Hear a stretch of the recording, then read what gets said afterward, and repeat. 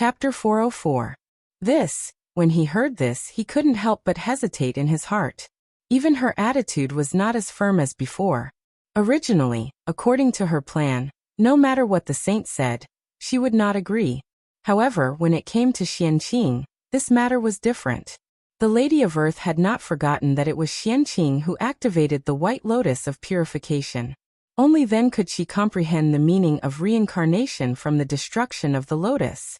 It could be said that she had transformed into reincarnation. She had been enlightened by Xianqing. That was a huge favor. If Xianqing wanted to establish a Tao orthodoxy in the netherworld, the Lady of Earth would not be able to refuse. It was precisely because he thought of this that the Grand Pure One said that he wanted to use Xianqing's name to preach in the netherworld. In this way, the Lady of Earth could neither agree nor disagree. She could not help but fall into a dilemma. If she agreed, she would definitely feel uncomfortable. If she did not agree, how could she repay the karma she owed Xianqing? Fellow Taoist Lady of Earth, if you agree to this, the poor Wei and the others will each owe you a favor. Just as the Lady of Earth was in a dilemma, the Grand Pure One continued to speak. It was the Grand Pure One who saw the Lady of Earth's hesitation and thought that there was a chance. He hurriedly promised great benefits and did not hesitate to use a favor as the price to exchange for her consent. The favor of a saint. How precious was that? That was equivalent to 6 wishes.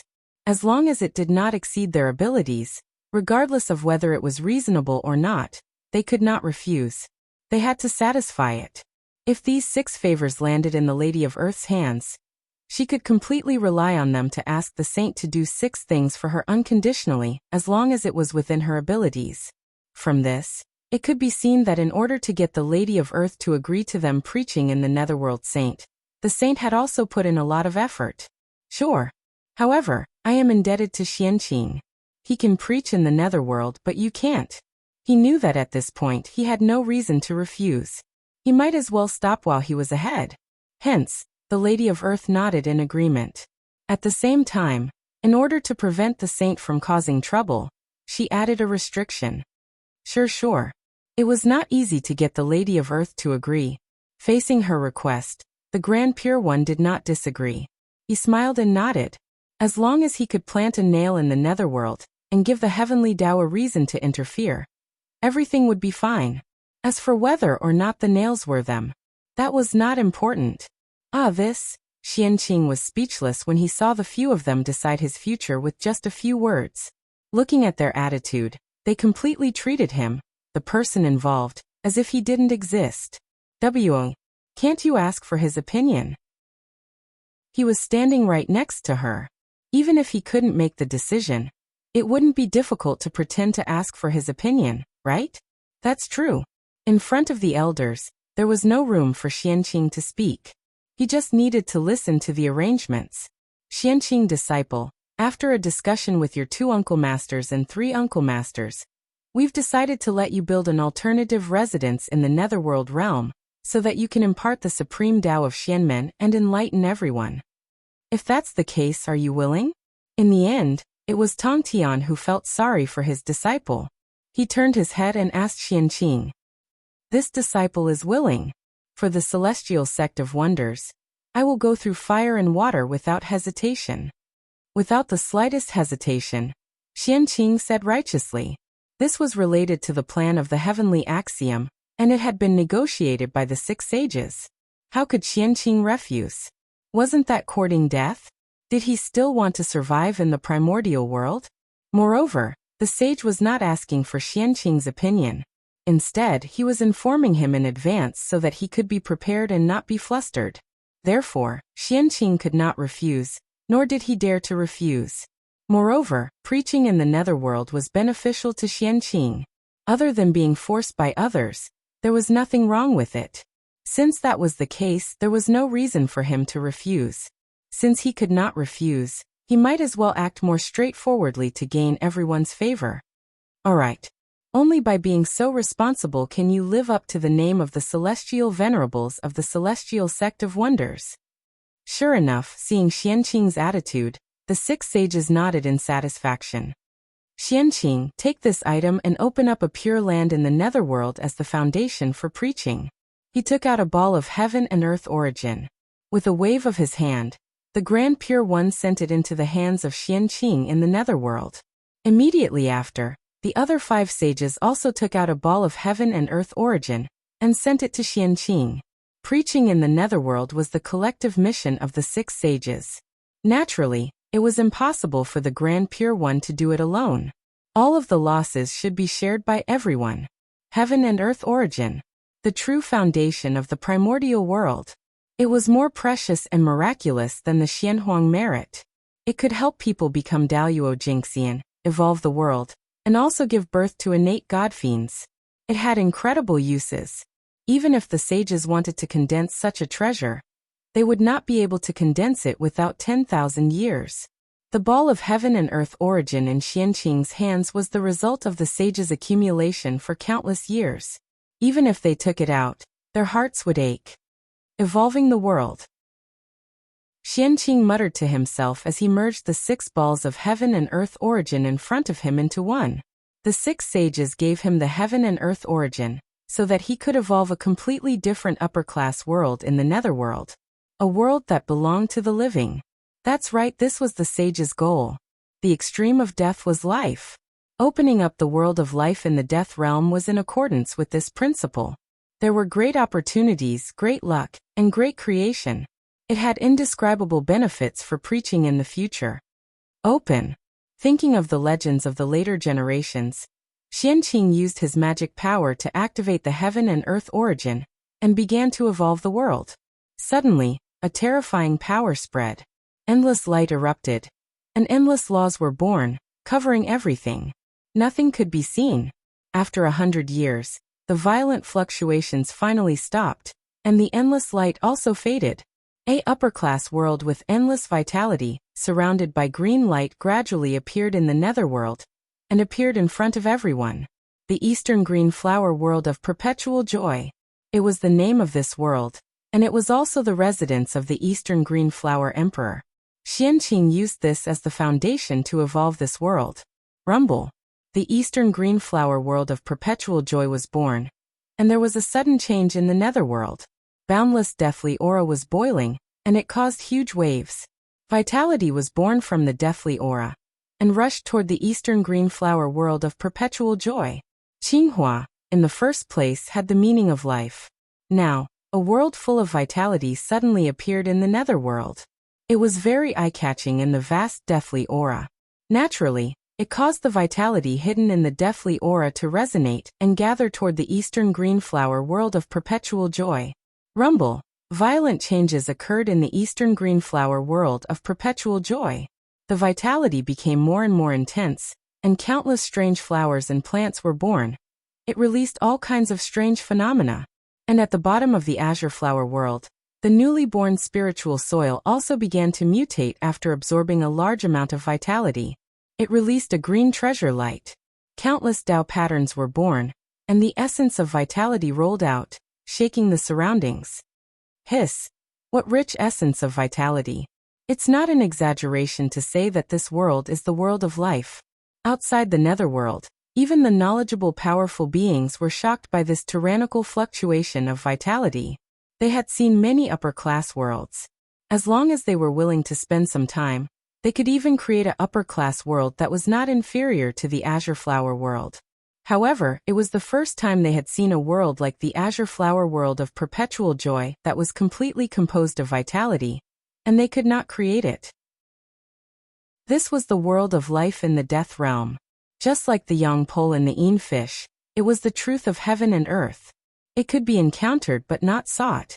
It was formed by various coincidences, and it was a supreme opportunity. It was too difficult to replicate, because in the primordial world, there was no longer a netherworld. The heaven realm and the netherworld. They were both unique. Boom! At this moment, a sudden change occurred. The vitality that spread out finally attracted the rebound of the death aura. The vast death aura surged and surged towards the Eastern Green Flower World of Perpetual Joy. Although the Eastern Green Flower World of Perpetual Joy was large, compared to the netherworld, it was like a wave in the sea. It could not be compared at all. In an instant, it was drowned by the surging death aura. If it were not for the vitality that still emerged from the netherworld and constantly merged into the azure flower world to fight against the death aura, the entire azure flower world would have been swallowed by the death aura.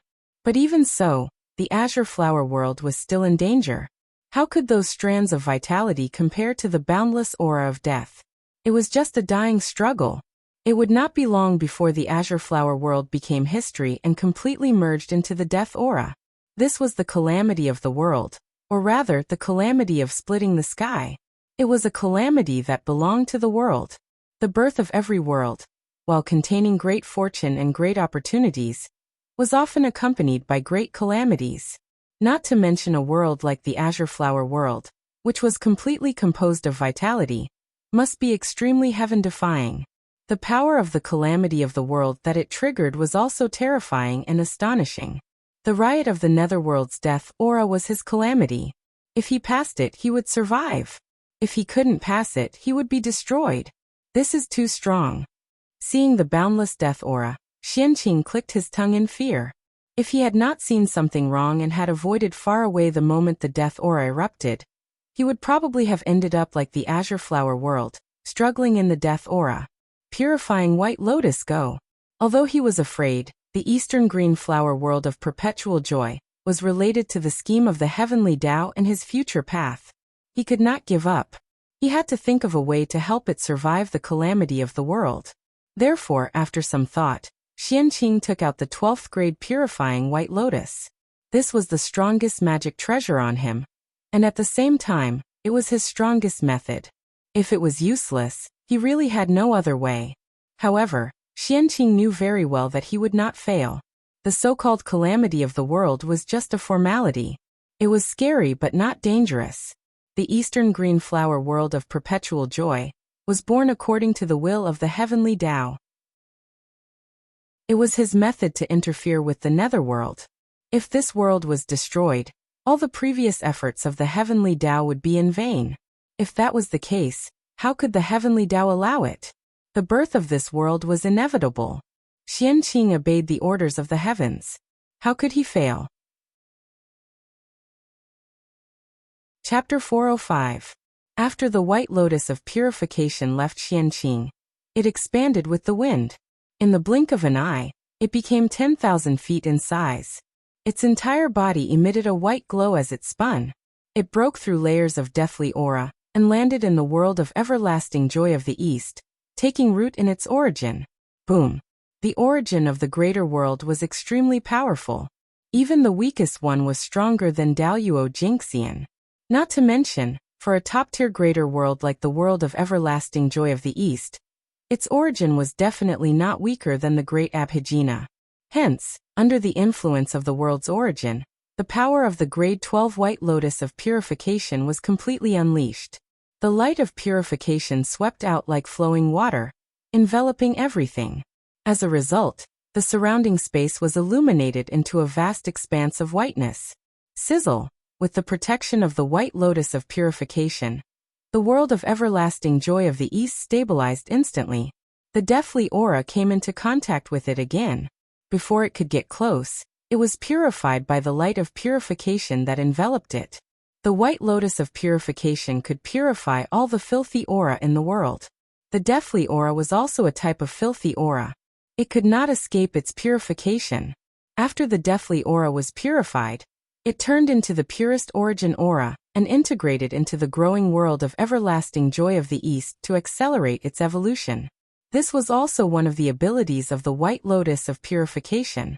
Otherwise, why would it be called one of the 10 great primordial spiritual treasures of the primordial world? Very good. As expected of the celestial sect of wonders. In the dark, Elder Hongjun saw this scene and nodded his head in satisfaction. This grand disciple was much more reliable than the sages. It was all thanks to him that they were able to complete the task entrusted by the heavenly axiom. If not for him, it would be troublesome this time. Reward. Great reward. Thinking of Xianqing's contributions, Elder Hongjun made a decision in his heart. He was going to record his contributions and reward him well. As the leader of the celestial sect of wonders, He naturally had to treat those who contributed well, so that the disciples of the celestial sect of wonders would not be disappointed. Let the poor way see what is fated with you? Elder Hongjuan's heart skipped a beat. Endless heavenly secrets appeared and surged in his sea of consciousness. Everything related to Xianqing appeared. The best was not the most suitable, but the most suitable was definitely the best. As the number one god of the primordial world, Hongjun naturally understood that. Therefore, he wanted to know everything about Xianqing, so that he could choose the most suitable treasure for Xianqing. Luckily, Pangu covered up all the secrets of heaven on Fengzichen, including his connection with Xianqing. Dao ancestor Hongjun was the strongest, but he couldn't compare to Pangu, so he couldn't see through him. This allowed Fengzichen to escape a calamity. Green lotus of creation? This kid is so lucky. In just an instant, Ancestor Hongjun learned everything that Xianqing had experienced, and understood what he needed the most now. The four-sided lotus platform. The innate 5 elements flag. With these 9 top-notch connate merit numinous treasures, he managed to nurture the 36th-grade green lotus of creation. However, it was a pity that he would never be able to gather all 9 innate merit spiritual treasures. Heavenly Tao. He would not let the rank 36 creation green lotus appear in the great desolate Aeon. However, a connate treasure level green lotus of creation can exist. It won't touch the bottom line of the heavenly Tao. This kid's idea is very good. Xianqing wanted to collect the origins of the 9 connate spirit treasures, and use them to grow the green lotus of creation. Naturally, he couldn't hide it from Hongjun. Regarding this, he expressed his agreement. If it was done properly, it might be possible to cultivate a connate treasure level green lotus of creation. However, this method was too difficult. Forget it. After all, he is the grand disciple of Poor Wei, and he has contributed to the celestial sect of wonders. Poor Wei will help him. As for whether it succeeds or not, it all depends on his own luck. He remembered that he didn't give him any gifts when he entered the sect of Xianqing. In addition, he had made a great contribution to the celestial sect of wonders today. Dao ancestor Hongjun made a decision in his heart. He planned to combine the 2 rewards and give Xianqing a great creation. I'll give you this western white cloud-bound flag. It's not in vain for you to call Poor Wei Grandmaster. Dao ancestor Hongjun waved his hand and took out a white flag. There were cloud patterns embroidered on it, and it was surrounded by connate Gengjin Qi. It was the western white cloud-bound flag of the connate 5-element flags. It was a supreme-grade connate merit spirit treasure, one of the 10 great connate spirit treasures of the primordial world. This treasure should have been given to the Jade Pool Golden Mother by Dao ancestor Hongjun, after the witch demon calamity. It should have turned into the immortal gathering flag, and was one of the treasures of the heavenly courts. However, from what he meant just now, he clearly wanted to give this item to Xianqing to help him cultivate the green lotus of creation. History had really changed. Go. With a casual toss, Dao ancestor Hongjun threw the western white cloud-bound flag out. It turned into a stream of light and broke through layers of void, flying to Xianqing. What is it?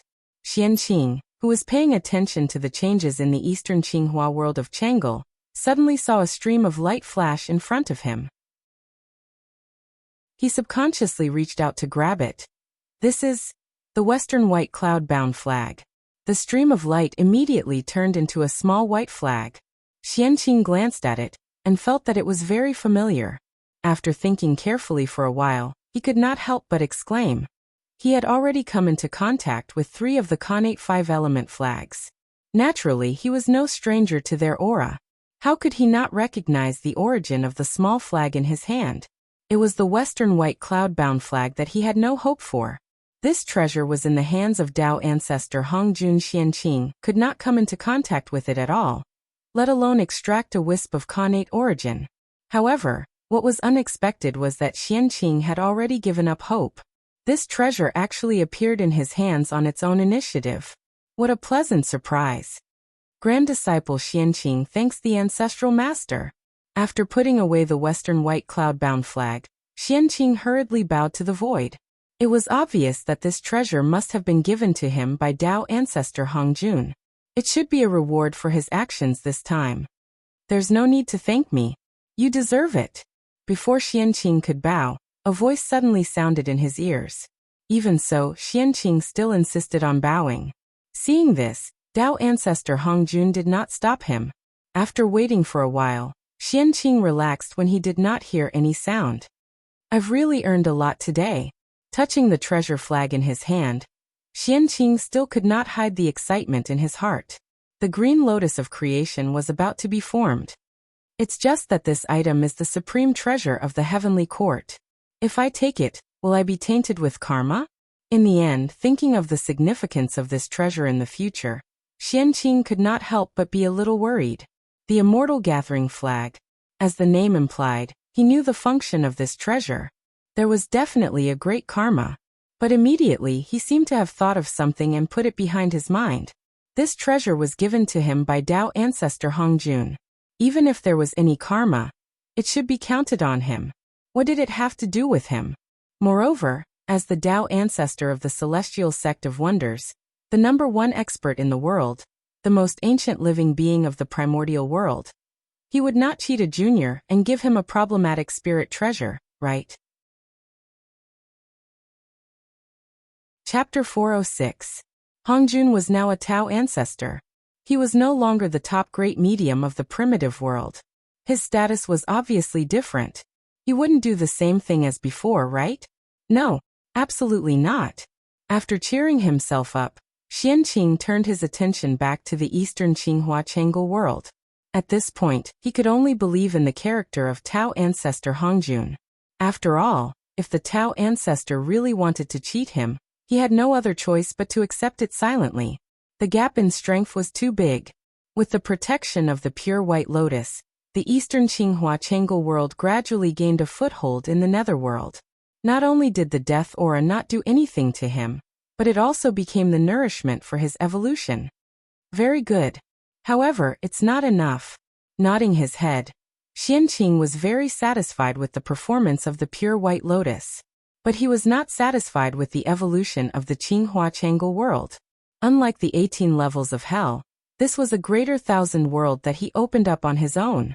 Therefore, it was not supported by the will of the netherworld. There were all kinds of difficulties in opening it up. It was not as fast as the 18 levels of hell.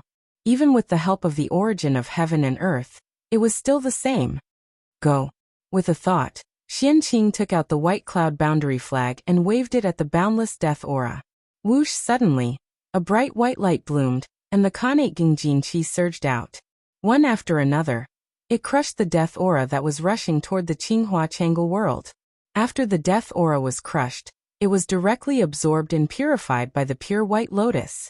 It saved the time of entanglement, and the speed of the Qinghua Changel world's development was greatly accelerated.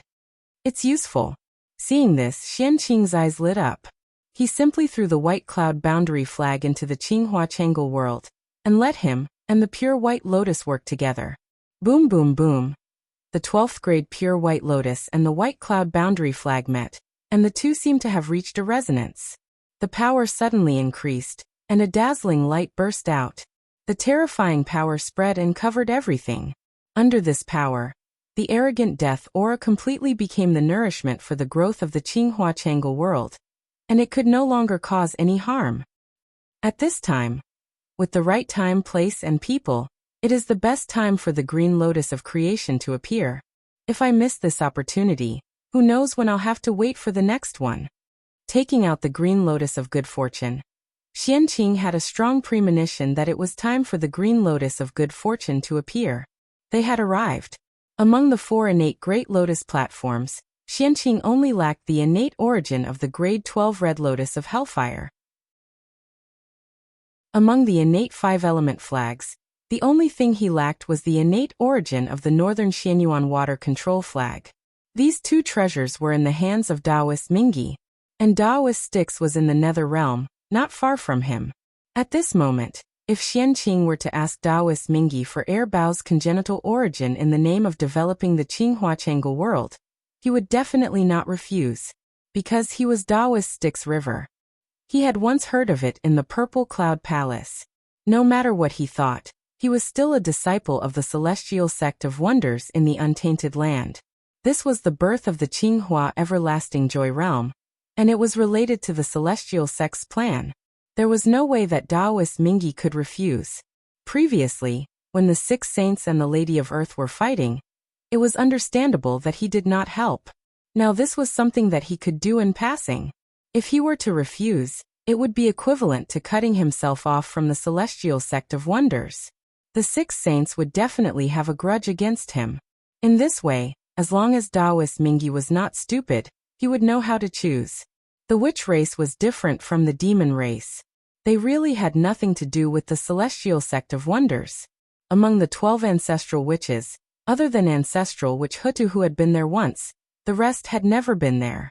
Uncle Master Mingyi, Xianqing would like to ask for 2 treasures from you to help the Qinghua Changel world evolve. I hope you can fulfill my request. Holding the green lotus of good fortune in his hand, Xianqing bowed to Taoist Mingyi and said, if he wanted to ask for help, he had to have the attitude of asking for help.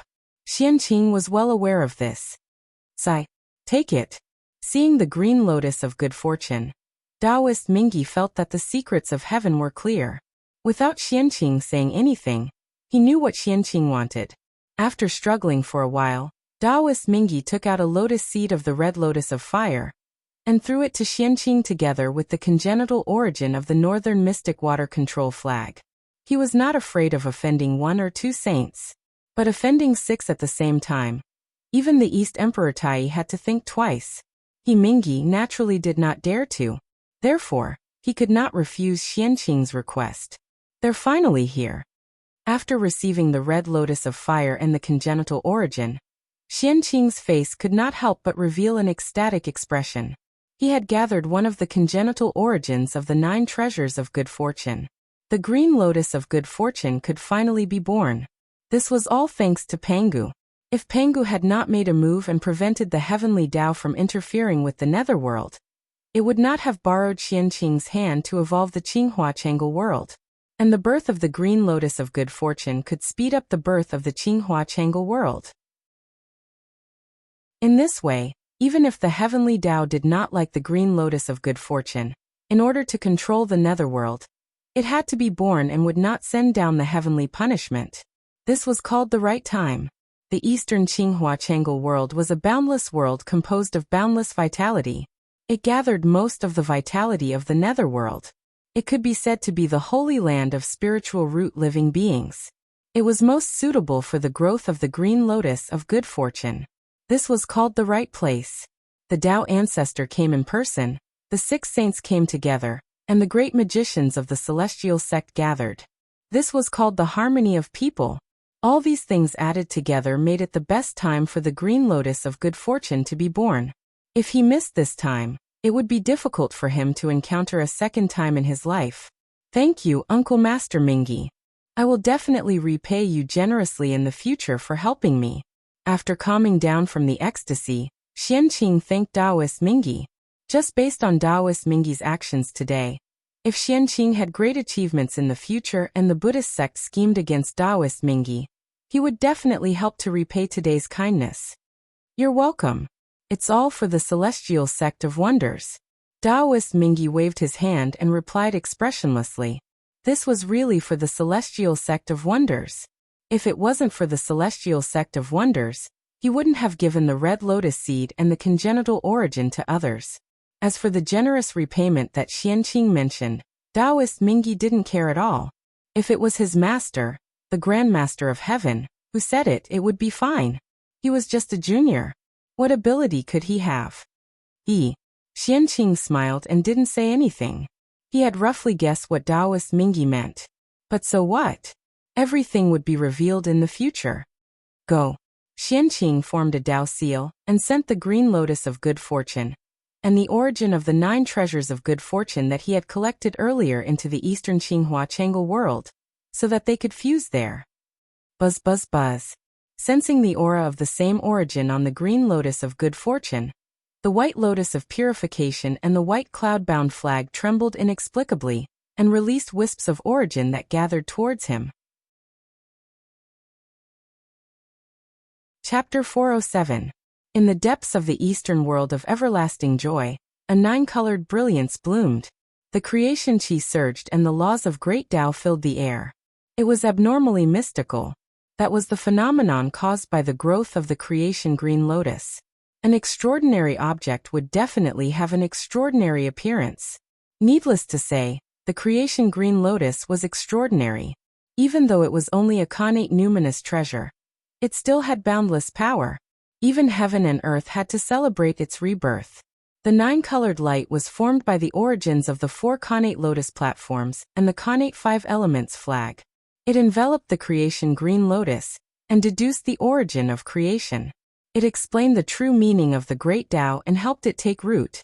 Before long, the connate origins of the creation nine treasures were completely absorbed by the creation green lotus. As for the creation green lotus, it also grew into a lotus flower. A green lotus flower. That was the creation green lotus. The three treasures. No, one of the four chaos cardinal treasures, the creation green lotus. It was the cardinal treasure in Panga's hands, and also the strongest spirit root in the world. It was even stronger than the world tree. However, the grade 36 creation green lotus was completely destroyed. Even if it could be reproduced, it was not something that Xianqing could do now. Therefore, the creation green lotus that was born from the creation green lotus was only grade 12. It was a supreme grade connate numinous treasure, and not even a connate cardinal treasure. It was of the same level as the other four lotus platforms, and was not much stronger.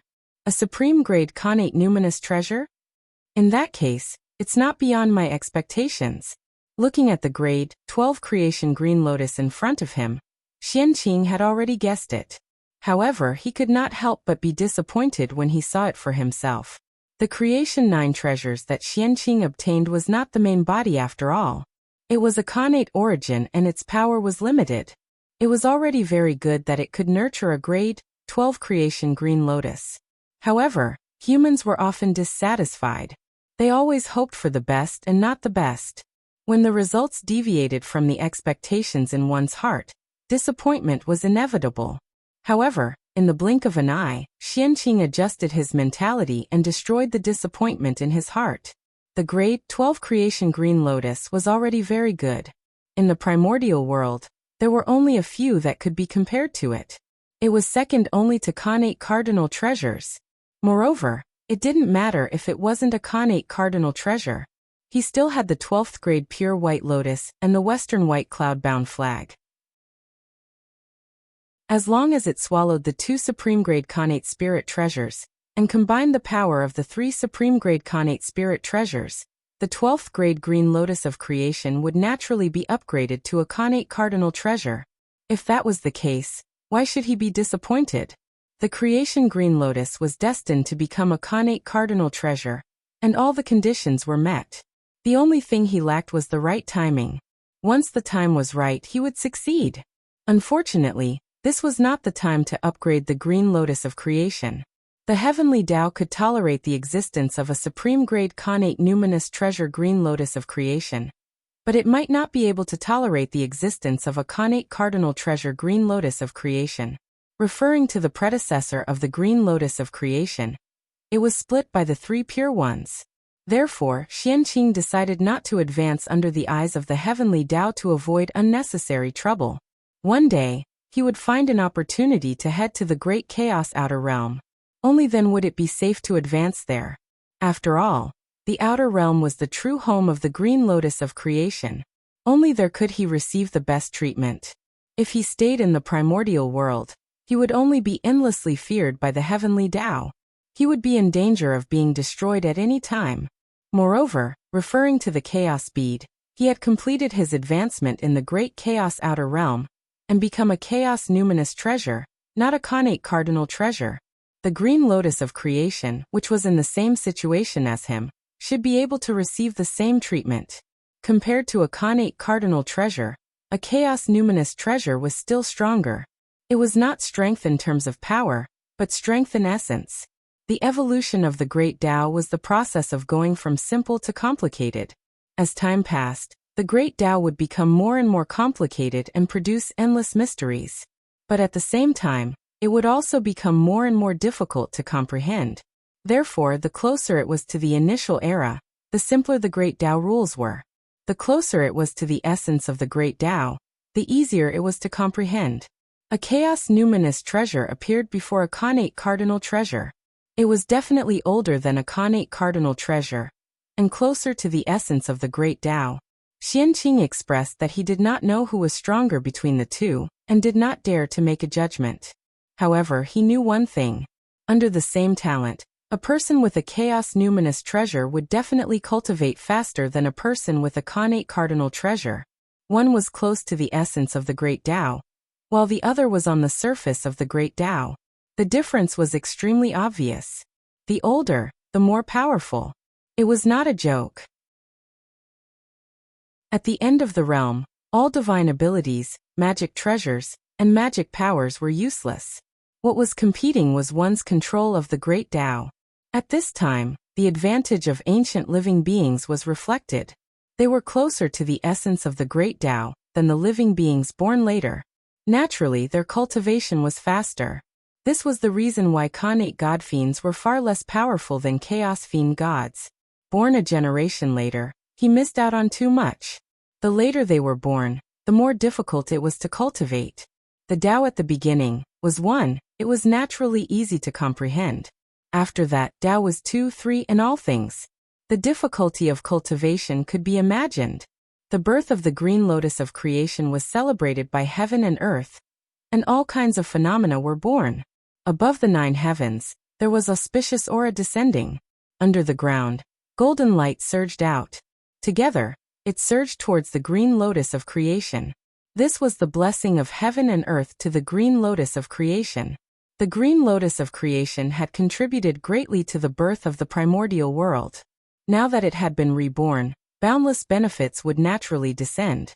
In a place where no one could notice, the heaven-opening luck that dissipated between heaven and earth slowly waved towards the green lotus of creation, and blessed it.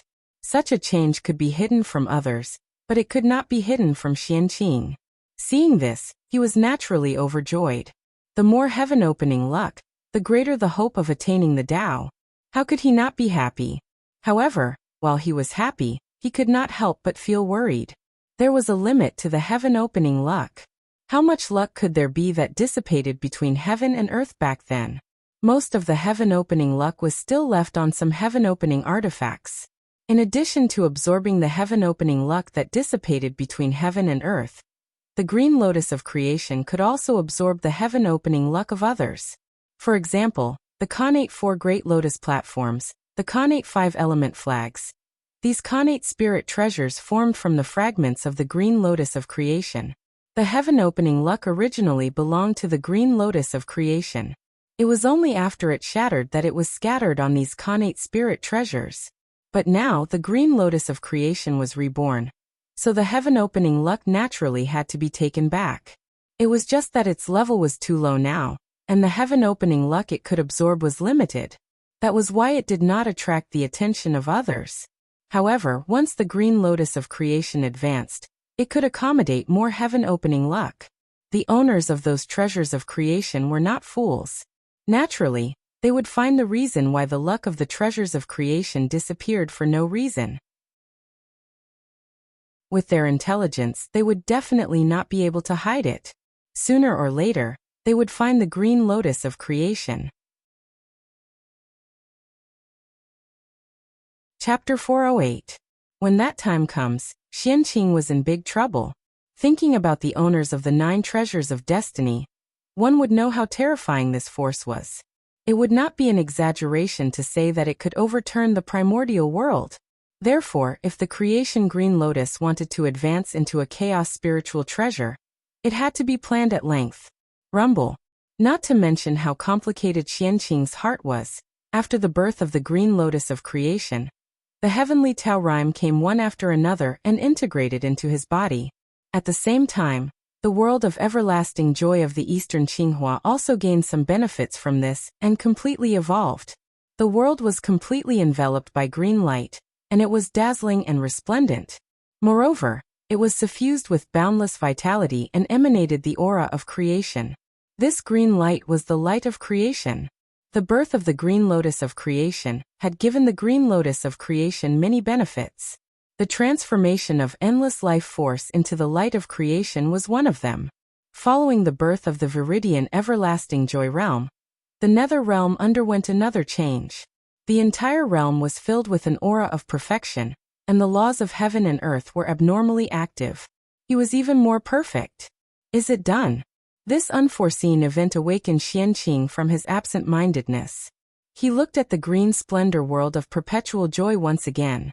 Who could truly control the future? It was better to grasp the present as best as possible. There was no point in thinking too much about the matter of the good fortune azure lotus. It was better to think about it when Xiao Chun became stronger in the future. Go. Putting aside his worries, Xianqing took a step forward and arrived at the Qinghua everlasting joy realm. Qing. His eyes were full of bruises. It was a boundless green. As expected of the green splendor everlasting music world. This world was green in color.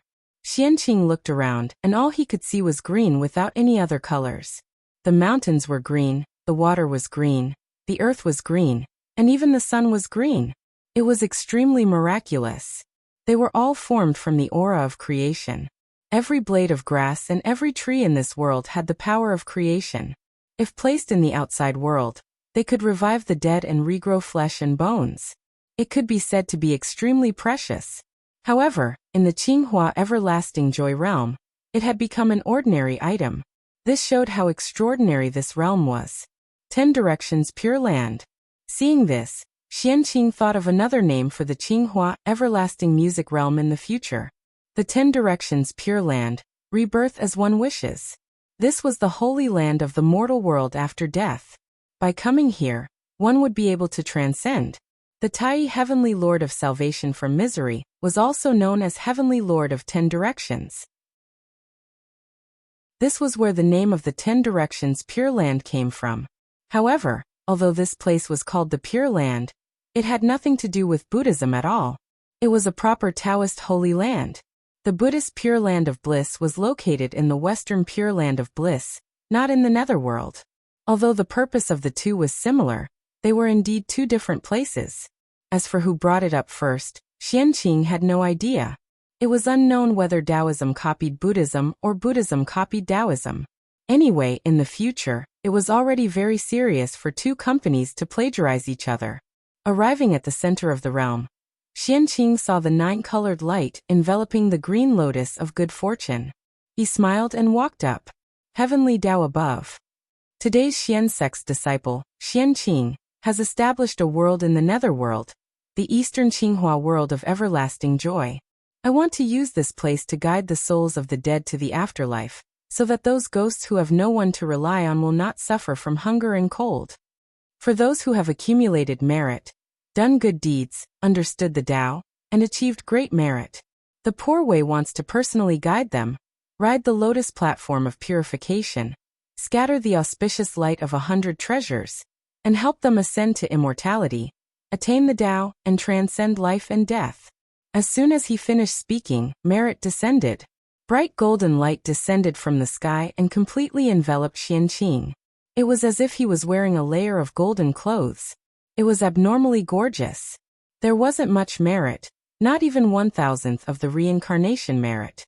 But the meaning it represented was extremely extraordinary. That heavenly Tao above opened the curtain of everything, marking the official entry of the heavenly Tao into the netherworld. Otherwise, why would the heavenly Tao bear witness to the world that belonged to the underworld? Not bad. Xianqing is indeed blessed. In the outside world, the saints saw Xianqing's performance and couldn't help but nod in satisfaction. This time, their mission was considered completed. They didn't have to worry about the punishment of the heavenly Tao anymore. It was just that they owed Hutu a favor, which was more troublesome. As for the rest, they were all within their acceptable range. However, the 6 saints were already very satisfied with this. The price they had to pay this time was much less than expected. Rumble. One could see that the power of the heavenly Tao entered the netherworld along with the power of merit, and then spread to the entire world, fusing with the rules of heaven and earth. From then on, the heavenly Tao had taken root in the netherworld. Although it couldn't completely control the netherworld, it could still interfere a little. Moreover, Everything that happened in this world could be investigated by it. The only thing that wasn't affected by the heavenly Tao was the 6 paths of reincarnation disc. 6 fellow Taoists. In this case, are you satisfied? After everything was settled, Huta looked at the 6 of them and said coldly, "Fellow Taoist Hutu, please calm down. Poor Wei and the others promise that if there's nothing important in the future, they won't step into the netherworld." Since their goal had been achieved, the 6 saints' attitude towards Huta softened as they said with a smile. In any case, it didn't mean much to them whether they came to the netherworld or not. The 6 saints wouldn't lose anything by saying some soft words to Huta to calm her anger. In that case, then please go back, fellow Taoists. With a cold snort, Huta sent them off. It was really infuriating to see them. Since everything was over, it was better to send them away as soon as possible, so that they wouldn't be an eyesore here. Fellow Taoist Hutu, poor Wei and the others will take their leave first.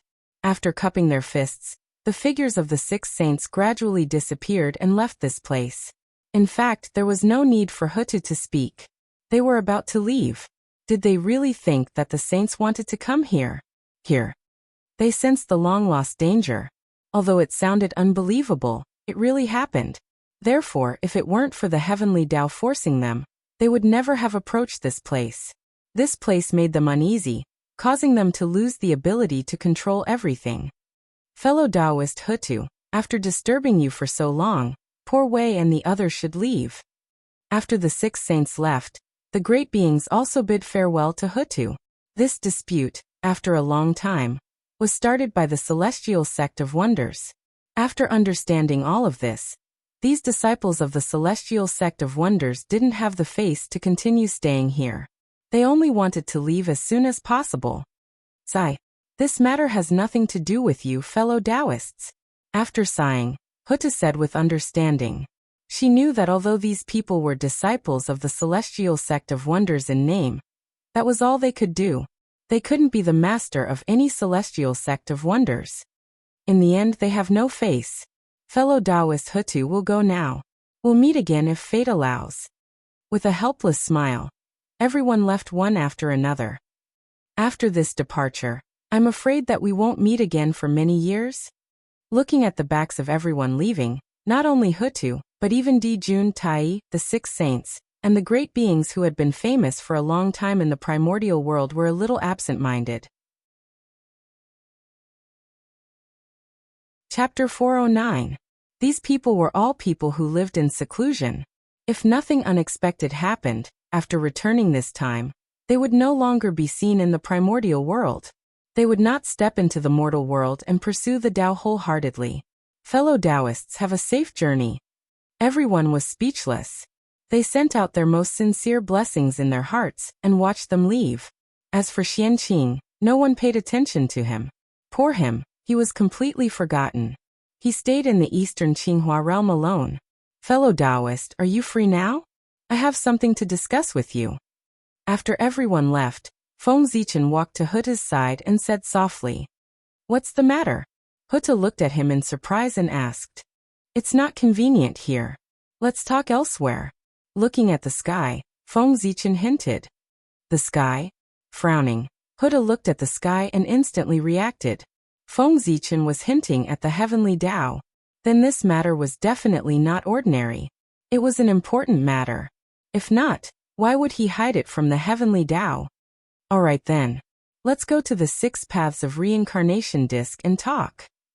After thinking for a while, Huta pointed at the 6 paths of reincarnation disc and said, the only thing she could think of that could hide from the heavenly Tao's perception, other than Panga's Hall, was the 6 paths of reincarnation disc.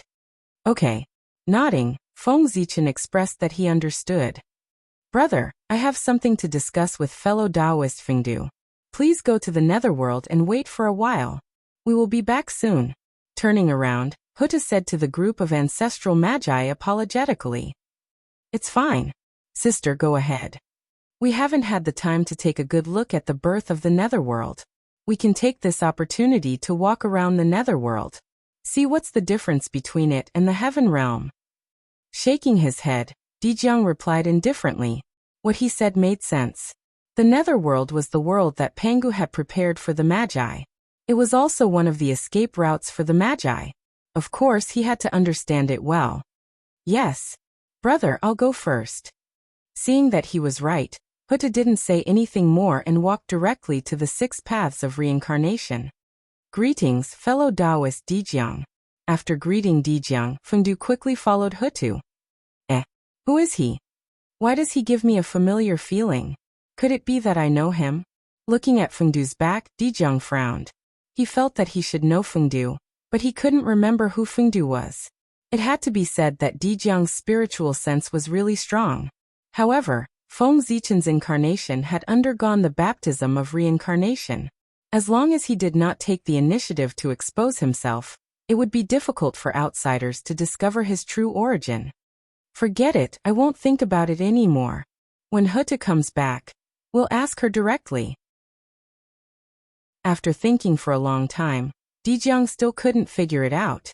He simply stopped thinking about it, and planned to ask Hutta directly later. After that, he brought the other ancestral magi and strolled around the netherworld. On the other side, Fengdu walked silently behind the Lady of Earth, constantly organizing his words in his heart, intending to persuade her to set up the Yin court. Now that everyone had left, it was time to bring up the matter of establishing the Yin court. Fengdu and the Lady of Earth discussed the matter of the Yin court for the time being. On the other hand, Feng Zichen had been in a state of excitement ever since he obtained the origin of the tunnel. When everything in the netherworld was over, he directly left Fengdu's incarnation to guard this place. He couldn't wait to leave this place and return to the ancestral land of the human race. He wanted to refine the origin of the tunnel. That was the great Taoist priests. Daoyuo Jingxian was invincible. The great Taoist priests who would become primordial Daoyuo Jingxian. In the primordial world, who could resist his temptation? Feng Zichen didn't know about others, but he definitely couldn't. Especially since he was only a line away from the great Taoist priests. It could be said that he was within reach. That was even more impossible to endure. After refining the origin of the tunnel in his hand, he would be the great Taoist priests. Thinking about it was really exciting. Fengdu has already bloomed the flower of the tunnel. As the original body, I can't fall behind. After teasing himself, Feng Zichen took out the origin of the tunnel and directly refined it. This origin of the tunnel was not prepared for him. Instead, it was forcefully taken by the Lady of Earth. It was not compatible with his aura. Naturally, the refinement was not as smooth as the previous two. It even caused a strong resistance from the origin of the tunnel. Boom boom boom. The true will of all things surged out from the origin of the tunnel, and transformed into various forms. It contended with Feng Zichen's mana and prevented him from refining it. That wasn't all. The origin of the tunnel rumbled and resonated with the mountains, rivers, and earth. It stirred up the power of the earth and headed toward Feng Zichen. For a moment, Feng Zichen felt that his body was incomparably heavy. It was as if he was carrying an ancient divine mountain on his back. It was so heavy that he couldn't breathe. Even with Feng Zichen's cultivation, he was still pressed down. It could be seen how heavy it was.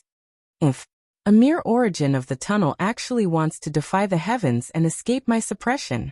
What a joke. Great Tao furnace, refine for me.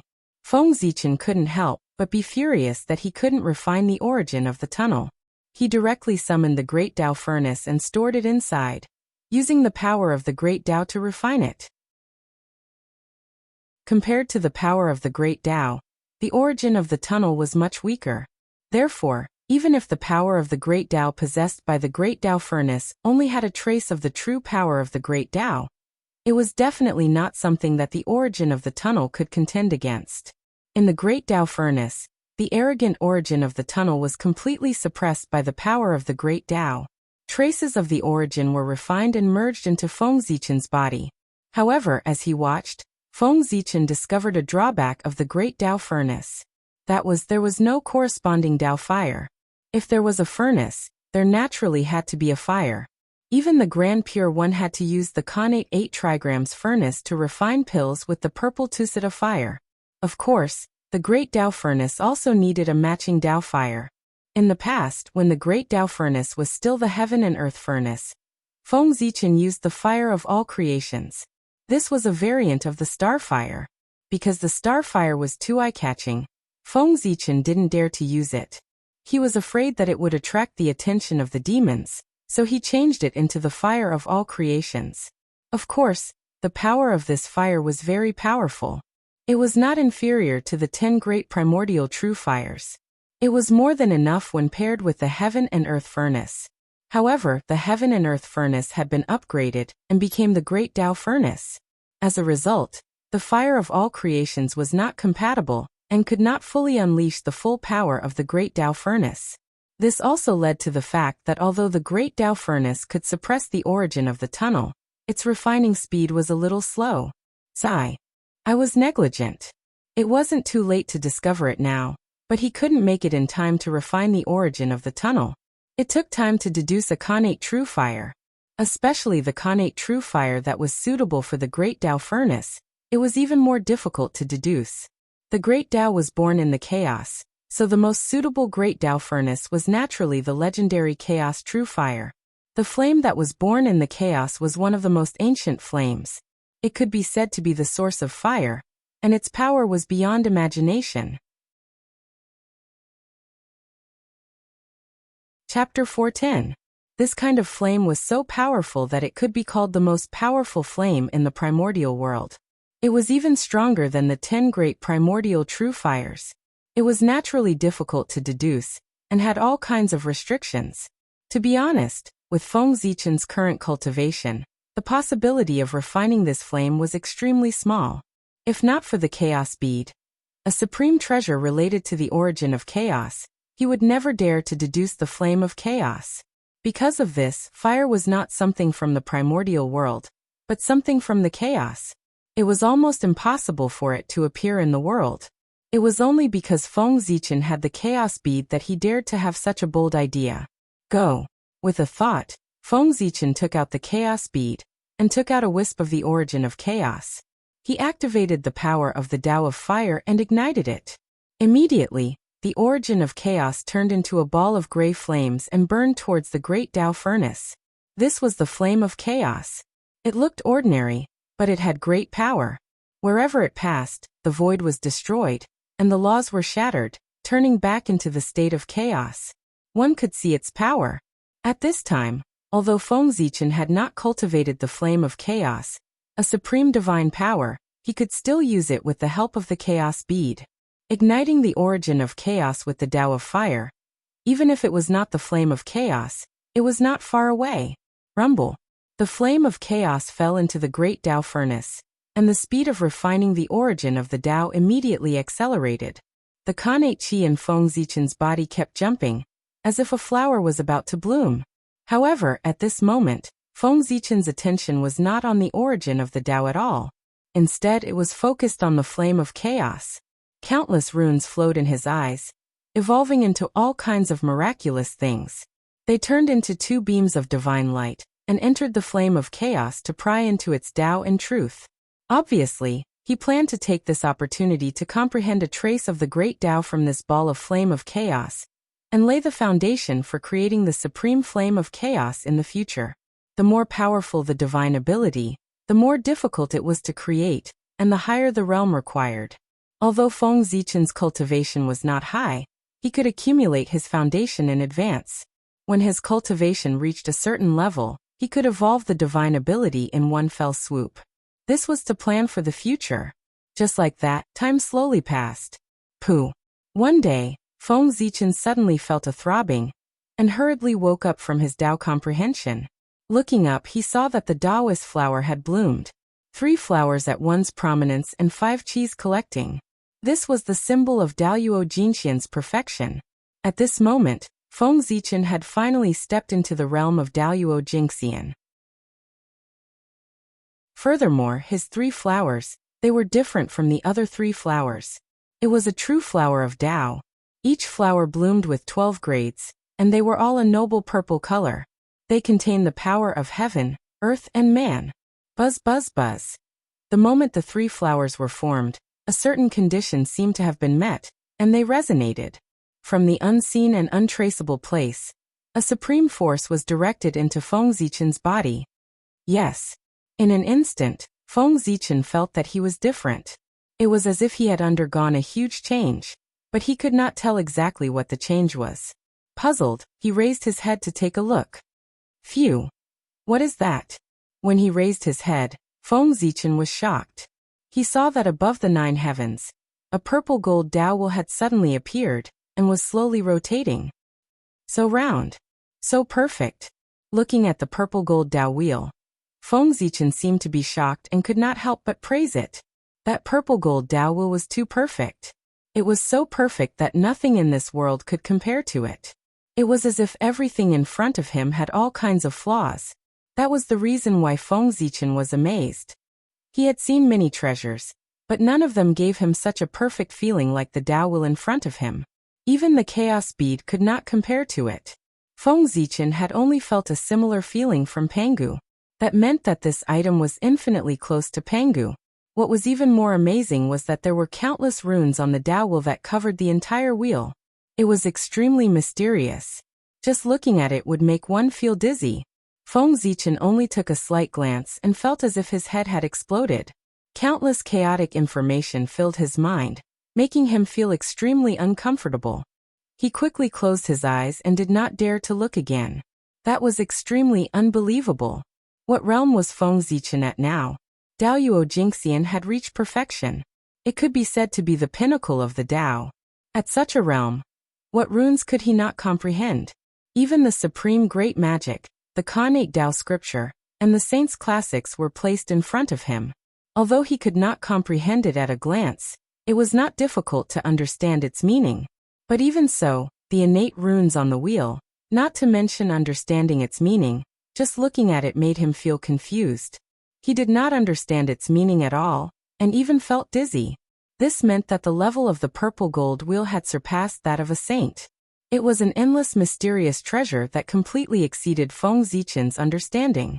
That was why he could not pry into it. Outside the innate runes there were endless rules. They were like patterns that were imprinted on the edge of the purple gold wheel. The rules of heaven and earth were extremely similar to the rules that formed the primitive world, but they were more profound. It was like their origin, making Feng Zichen unable to see through them. After looking at it for a long time, he even felt a sense of dizziness. It was even more serious than the aftereffects of looking at the innate runes just now. After a while, Feng Zichen calmed down the restlessness in his mind, and continued to look at the purple gold wheel. However, with the previous lesson, he did not dare to look at the runes and rules on it again. Instead, he looked elsewhere. This time, Feng Zichen saw silk threads, countless silk threads. Those silk threads came from nowhere and stretched out from the void. They were densely packed and tightly wrapped around the wheel. And as the wheel rotated, they became tighter and tighter. These silk threads were different from the rule runes, and did not have the slightest bit of magic. Feng Zichen looked at them for a long time, and did not feel uncomfortable. He continued to look at them, wanting to see their origin. At first he did not feel anything strange, but after looking at them for a long time, he did not discover their origin, and found that something was wrong.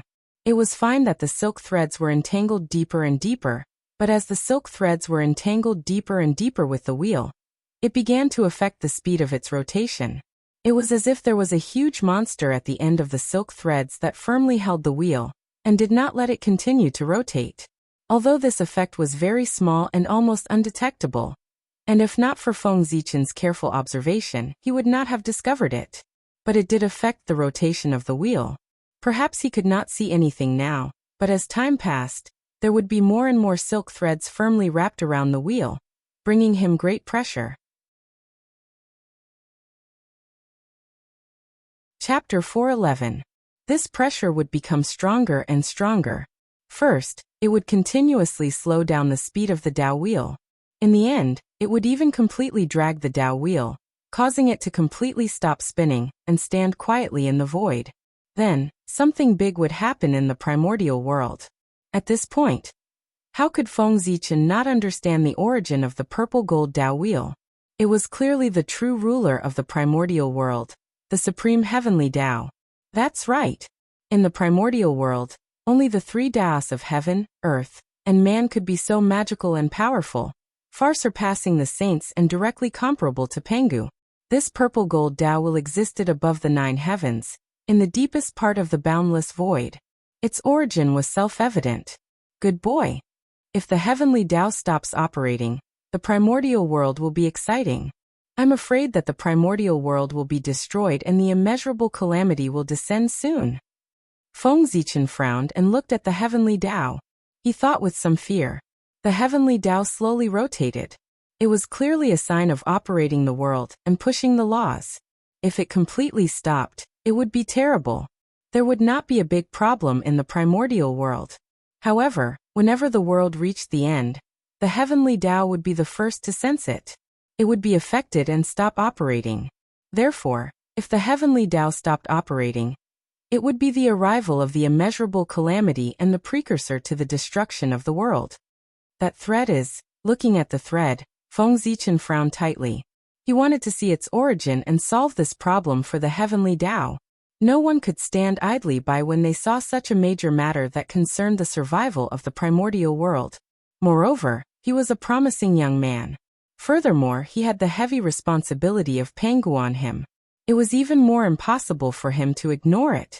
Unfortunately, even the heavenly Tao could not solve it. It was even more impossible for Feng Zichen. After looking carefully for a while, he still did not find any useful information. Kane 8 trigrams. For some reason, a thought flashed through Feng Zichen's mind. He used the supreme mystical ability passed down by Fuxi. The Kane 8 trigrams was the foundation of Fuxi's Tao. At the same time, it was also the pillar of the primordial world. Its power was naturally top-notch. Just in terms of deduction alone, the innate 8 trigrams was enough to rank in the top 3, not to mention that it had other functions. The shadow of the innate 8 trigrams appeared in Feng Zichen's eyes. Heaven and earth changed greatly, and the universe was transformed. The secrets of the threads were gradually revealed in front of him. Yes, it actually worked. The ability of the pre-celestial 8 trigrams was somewhat beyond Feng Zichen's expectations, but it made him a little excited. Originally, he only had a flash of inspiration and wanted to give it a try. He did not know whether it would succeed or not. Who would have thought that it would actually work? This was truly a huge surprise. The 3 flowers at once prominence had caused great changes in Feng Zichen, but the specific changes were somewhat inexplicable and required him to figure it out himself. Seeing the heavenly Tao was one of them. This was the second reason why the power of the divine ability would be increased. Yes, that's right. After Feng Zichen cultivated the 3 flowers at once prominence, the power of the divine ability had increased by an entire realm, and his understanding of the Great Path had also increased by a level. Otherwise, with his current mastery of the pre-celestial 8 trigrams, it would be impossible for him to deduce the origin of the threads. But now he had easily done it without much effort. It had to be said that this was the benefit of forming the 3 flowers of heaven, earth, and man. Karma. That's reasonable. Withdrawing his divine ability, Feng Zichen was a little absent-minded. That thread was the thread of karma. It was the karma of all living beings that firmly entangled the heavenly path, pulling it and preventing it from continuing to operate. See, this is troublesome.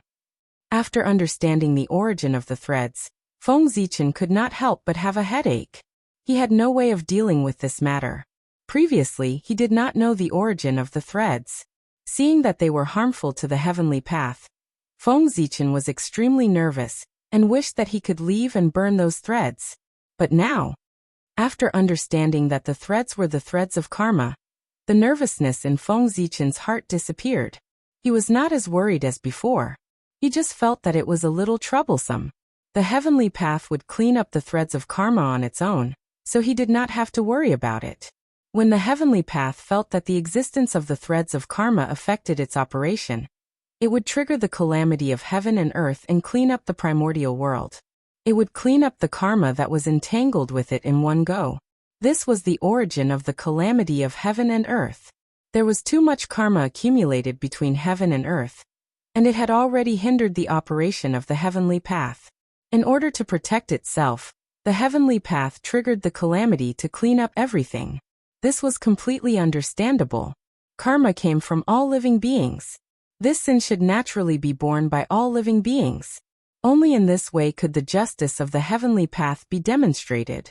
In fact, triggering the calamity and cleaning up the primordial world was also a method that the heavenly path had no choice but to do. If someone could clear up all the karma that was entangled in the heavenly path and let it operate steadily, there would naturally be no more calamity in the primordial world. However, that was completely impossible. The karma of a world was huge and complicated. They were connected to each other and entangled with each other. There was no clue at all. It was impossible to clear them up. Even an existence like the heavenly path that had no intelligence and was completely programmed could not be sorted out, let alone sentient beings. If not for that, the heavenly path would not have sent down a killing tribulation to clean up a portion of the living beings of the primordial world and cut off the messy karma. That was the simplest and fastest method. It would also cause the least damage to heaven and earth. However, there was no perfect method in the world. There were still loopholes in this method. Not all karma could be cut off quickly. Some karma was like poison that was attached to the bones. It was firmly entangled in the heavenly path and could not be removed no matter what. Previously, it had been said that the heavenly path could sacrifice everything for the primordial world. Among them, there was no lack of people who had contributed to the world. Not only that, those with merit would definitely be protected by the heavenly path. If these people died, it would be on the heavenly path. Even the Pangu would form karma, let alone the heavenly path. If these people died, the heavenly path would naturally be entangled in karma and could not be removed. In that case, there was quite a lot of karma on the heavenly path. It was easy to end the karma of all living beings. It was fine as long as they all died. However, how could the karma of the heavenly path be ended? Naturally, he had to let the heavenly Tao die to end everything. As time passed, the karma would accumulate, and the heavenly Tao would not be able to remove it. When it could not withstand the weight of the karma, the heavenly Tao would stop operating. In that case, the immeasurable calamity would arrive. The calamity was the sin of all living beings. It was the retribution given to all living beings by the heavenly Tao. The immeasurable calamity was the sin of the heavenly Tao. It was the retribution given to the heavenly Tao by those who had died. The heavenly Tao could not withstand the weight of karma. It would naturally collapse. In that case, the world would be destroyed and all karma would be cleared.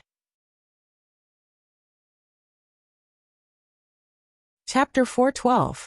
In the primordial world, it was easy to survive the immeasurable calamity. Not only could Feng Zichen not think of a way to solve this matter, but even the many great divine powers and the high and mighty saints could not solve it.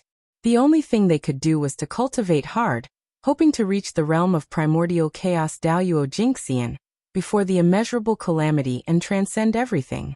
Under the immeasurable calamity, everything would return to chaos. Nothing and everything would be the same. Only primordial chaos Daoyuo Jingxian could escape. The so-called immortality of the primordial world relied on the primordial world. It could only be said that as long as the world was not destroyed, Daoyuo would not die.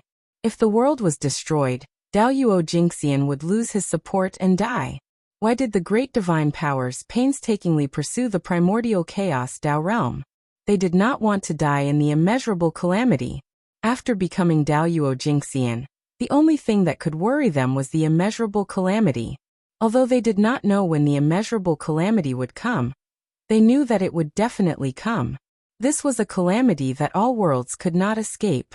Zai. The sins of the world should be suffered by all living beings. Under the immeasurable calamity, primordial chaos Daoyuo Jingxian could survive, but countless living beings below would be destroyed along with the primordial world. Born in the primordial world and die in the primordial world. This was a cycle and also a cause and effect. Unless the primordial world could be promoted to an eternal world, it could jump out of this cycle. It's not that there's no way. Thinking of the eternal world, Feng Zichen could not help but think of a way. That was to continuously raise the level of the primordial world before the immeasurable calamity, so that it could bear more karma, and not be implicated by karma. and enter the realm of the end. Although this method was somewhat like drinking poison to quench thirst, it was the only way Feng Zichen could think of. At the same time, this was also the method that the heavenly Tao was currently using. The purpose of launching the immeasurable calamity was not only to end karma, but also to harvest a wave of origin of the world. However, although the heavenly Tao's plan was very good, reality was often different from expectations. In the untainted land, even the way of heaven could not truly control everything. After all, the water in the untainted land was too deep. There were too many people and things that were out of control. Maybe there was a backup plan left by the chaos fiend god somewhere. Moreover, the great adepts were too powerful. He was strong enough to destroy the world. As a result, the origins that the heavenly Tao reclaimed were far from enough to make up for the damage caused to the primordial world during the battle between the great divine abilities, let alone being used for advancement. Therefore, after each cultivation tribulation, the untainted land, which was supposed to be stronger, became weaker. From this, it could be seen that having too many powerful beings was not necessarily a good thing. If they were to really cause a ruckus, perhaps the world would be destroyed by them before the immeasurable calamity arrived. Therefore, if Feng Zichen wanted to upgrade the level of the untainted land, the first thing he had to do was to strengthen the untainted land, so that it could withstand the impact of the great mediums. Of course, Feng Zichen could not do this. Even Tao ancestor Hongjun could not do it. He was the Daoyuo Jingxian, who was still thousands of miles away from the primordial chaos Tao realm. If he wanted to do it, wouldn't he be dreaming?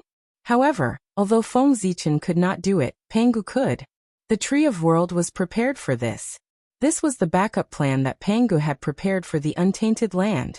Every time he thought of this, Feng Zichen admired Pangu in his heart. When the untainted land had just been created, he had seen all kinds of things in the future and left a solution. How could such a realm and such strength not be amazing? It seems that the matter of upgrading the Tree of World can't be delayed any longer. I have to hurry up and upgrade its strength to the primordial chaos Tao realm. Thinking of this, Feng Zichen had a headache. If the Tree of World wanted to support the untainted land, it had to be at least at the primordial chaos Tao realm. Otherwise, no matter how extraordinary its essence was, it would be crushed under the heavy pressure of the untainted land. It would be difficult for it to support the untainted land. But the primordial chaos Tao realm, how could it be so easy? Feng Zichen had spent so many treasures, but he had only managed to upgrade the level of the Tree of World to the half-step primordial chaos Tao realm. After that, no matter what price he paid, it was like a clay ox entering the sea. The level of the Tree of World did not change at all. It was useless. Although the half-step primordial chaos Tao realm and the primordial chaos Tao realm were only half a step apart, the difference was like heaven and earth. One was detached from everything and smiled at the changes of time. The other was still struggling in time and space. It was restricted by heaven and earth and could not transcend. It was too difficult to advance. It was not enough to rely on treasures. It needed more opportunities. What the Tree of World lacked was opportunities. It was not just the Tree of World. In the untainted land, all the great mediums who had reached this realm lacked opportunities. Once the opportunity arrived, they could be reborn and achieve the primordial chaos Tao realm that transcended everything. I wonder what opportunities the Tree of World lacks. There's not much time left for me. At this time, even Feng Zichen could not help but feel a little anxious. With the establishment of the 6 paths of reincarnation, the shaman demon tribulation was not far away. If he did not think of a way to upgrade the level of the Tree of World, when Mount Buzhou broke, the Tree of World would not be able to support the untainted land. Then he would end up miserable. Ever since Feng Zichen obtained the seed of the Tree of World, he had received countless benefits. Moreover, these benefits were each greater than the other. It was not an exaggeration to say that he had become who he was today. However, if these benefits were really calculated, it could be said that Pangu had paid him in advance. It was his reward for cultivating the Tree of World. Originally, these benefits should have been given to Feng Zichen after the Tree of World reached the primordial chaos Tao realm. However, Pangu felt that it was not easy for him to cultivate. It was too difficult to cultivate the Tree of World, so he paid him in advance. However, if Feng Zichen did not cultivate the Tree of World to the primordial chaos Tao realm at the last moment, he would be in big trouble. Hiss! Thinking about the benefits he had received over the years, Feng Zichen could not help but feel his scalp go numb. A gust of cold air rose from the soles of his feet and rushed straight to his head, causing him to shiver uncontrollably. This karma was too great. It was so great that he could not bear it. If he really wanted to settle the score, it could be said that the more glorious he was now, the more miserable his future would be. No one would be able to save him. At that time, it would be difficult for him to die even if he wanted to. Just thinking about it was terrifying. No. No matter what, I have to think of a way to upgrade the level of the Tree of World. With a sudden shiver, Feng Zichen woke up from his terrifying expectations and said fiercely. He had to be afraid. If that really happened, he would have no future. The great emperor of Ziwei, the great emperor of North Star, the 6 imperial emperors of the heavenly court, the primordial chaos human emperor, they would all become illusions. It doesn't matter if there is no opportunity. Then find more innate sources. The quantity changes will cause a qualitative change. It will eventually succeed. After a while, Feng Zichen gradually calmed down and had an idea in his heart. After all, the Tree of World was a chaos spirit root. After all, it was different from the great mediums. It did not have any bottlenecks or anything like that. Even if there was no opportunity, it could rely on the unimaginable innate source, or even the chaos source to forcefully upgrade to the primordial chaos level. The upgrade of the Tree of World was not as difficult as the great mediums. It only needed enough resources. Besides, it was said that the great battle between the liches and demons was not far away, but there was still some time. Perhaps during this period of time, the opportunity would arrive. F***CK, if it really doesn't work, at most, I'll destroy a few innate spirit treasures and let the Tree of World devour them. That should be enough. For a moment, Feng Zichen thought fiercely in his heart. When people were forced into a corner, they could think of any way. In his anxiety, Feng Zichen forced him to think of a solution. Although the price to pay for this method was a little beyond imagination, it was indeed very feasible. In essence, innate spirit treasures were the same as Daoyuo Jingxian. They were both carriers of the great Tao of heaven and earth. The thickness of their sources was beyond imagination.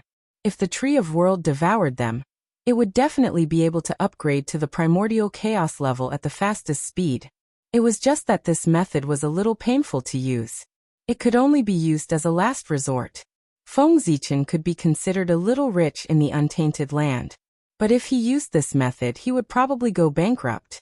But no matter what, this method was also a solution. It could be used as a backup plan.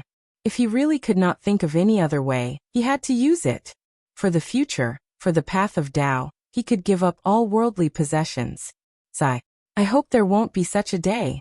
With this method as a foundation, Feng Zichen's nervous mood eased a lot. Therefore, he stopped paying attention to the Tree of World and continued to focus on his own changes. He just glanced at the way of heaven and wanted to solve the danger of karma. But he did not expect that it would lead to his biggest hidden danger. It had to be said that the world was unpredictable.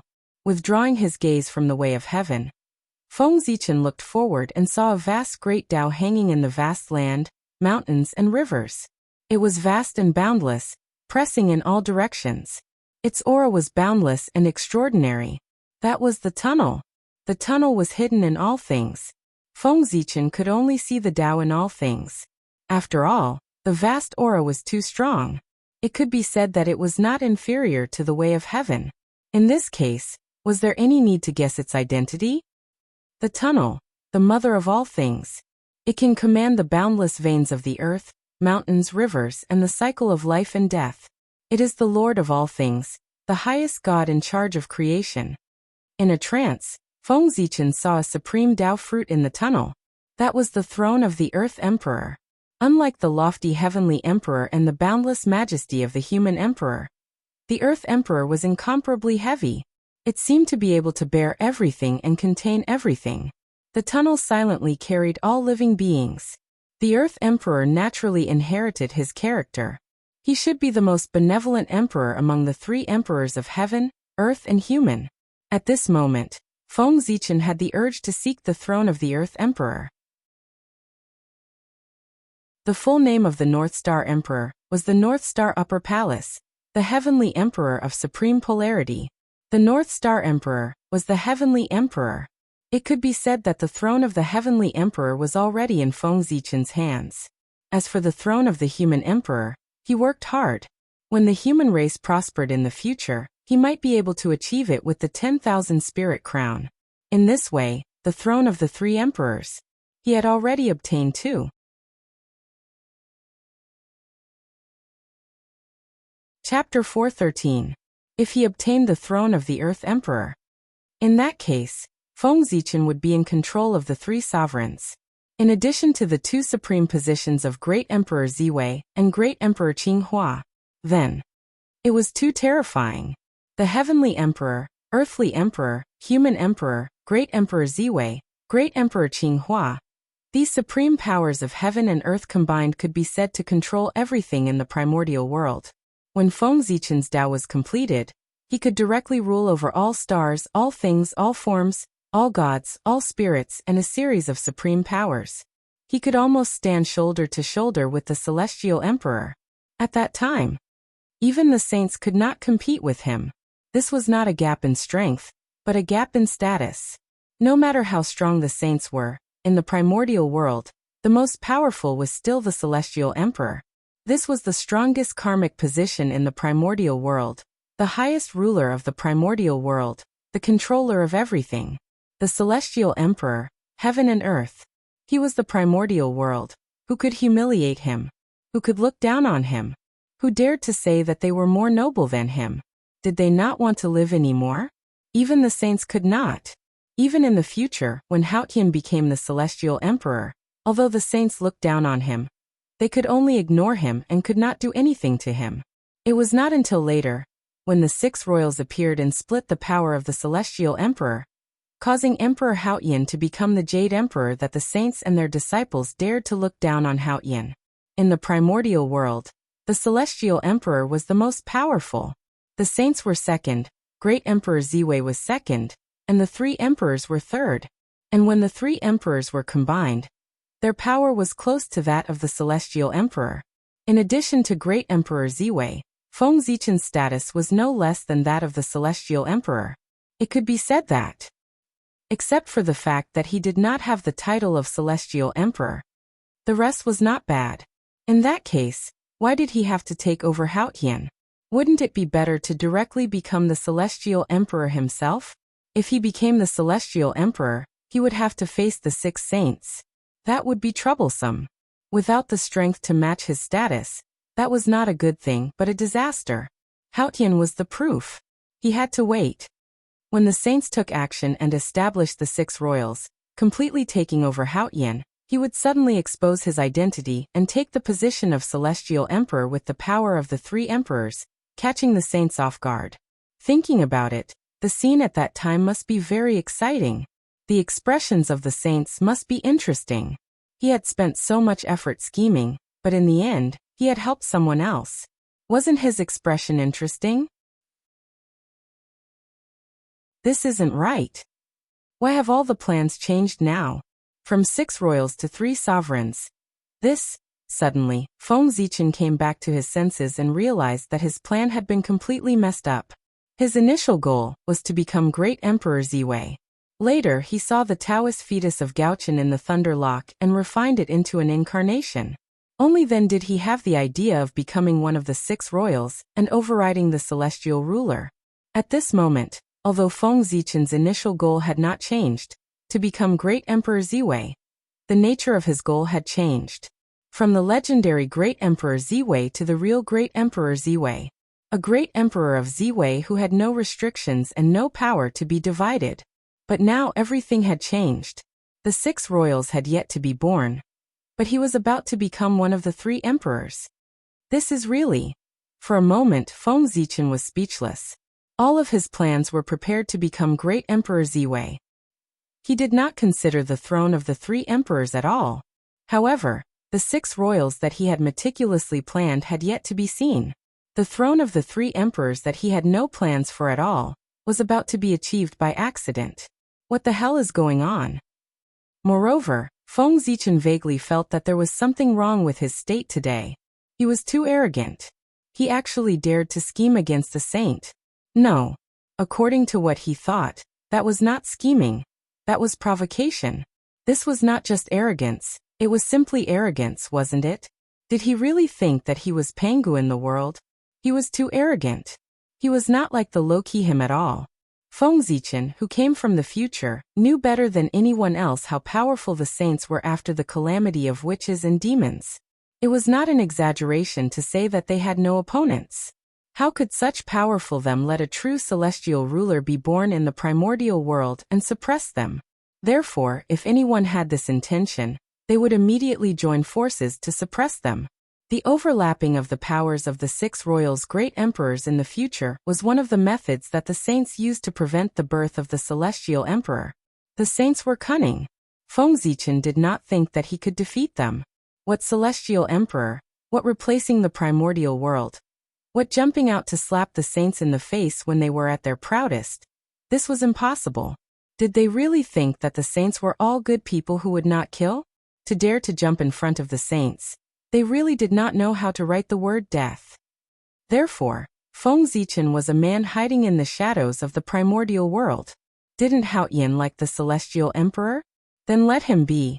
Use him to attract the firepower while he hid in the dark to scheme. If he really wanted to be the celestial emperor, he had to wait until he reached the primordial chaos Dao realm, and had the strength to contend with the saints before he could jump out. Otherwise, the saints could completely arrange everything clearly. In the primordial world, strength spoke. Strength was the most important thing. I'm too arrogant. I've been too complacent recently. I've forgotten who I am, and almost made a big mistake. Thinking about it carefully, Feng Zichen knew why he was arrogant. His journey had been too smooth. He had not encountered many hardships at all. Especially recently, he had easily achieved a series of successes and obtained a lot of benefits. Moreover, since his debut, almost all of his plans would succeed. It was simply his wish coming true. Success came too easily. It was inevitable that he would be arrogant and easily forget himself. He would feel that the world was nothing more than this. Feng Zichen had this, but he did not notice it. Or perhaps he noticed it and felt that it did not affect him, so he did not care. However, after the Lady of Earth turned into reincarnation, he calculated everything and caused this arrogance to reach its peak. It affected his mind and made him forget himself. If his cultivation had not improved greatly, and he had not noticed that something was wrong, he would have suffered a great loss in the future. Phew. Pride makes people fall behind.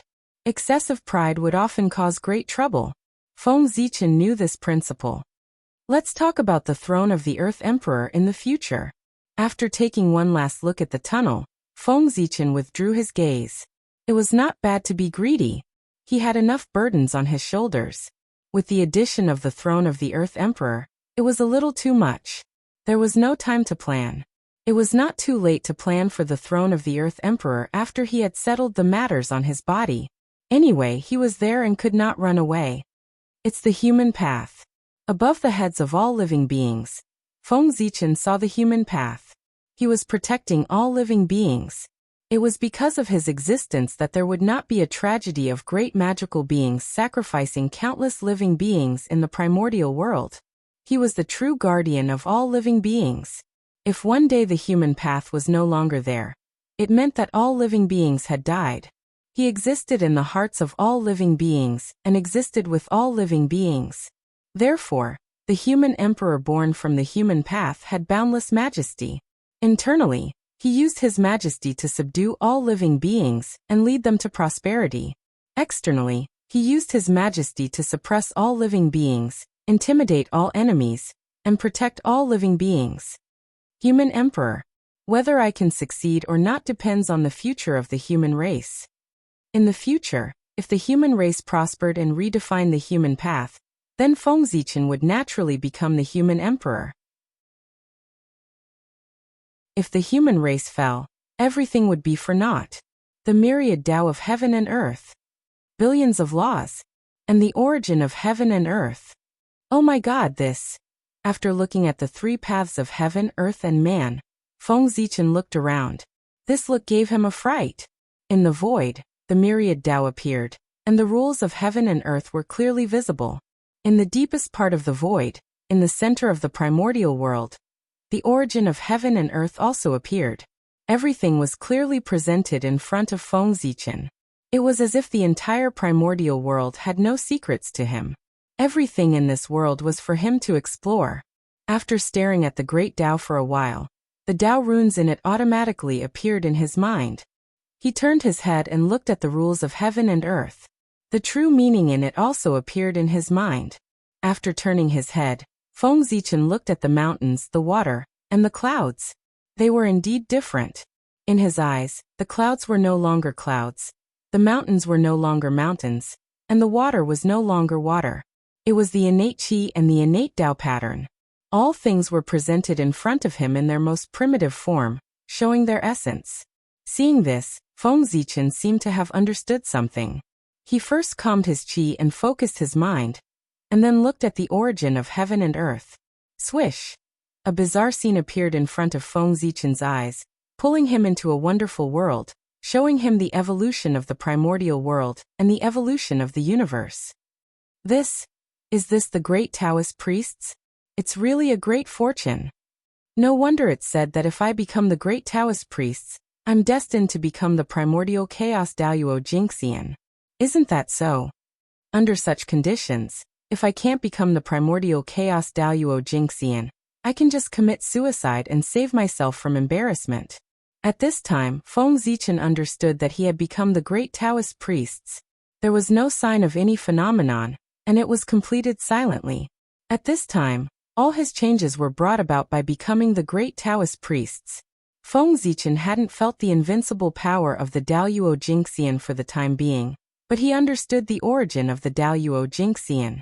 After becoming the great Taoist priests, everything in the primordial world was no longer guarded against him. He could see the most essential primordial world.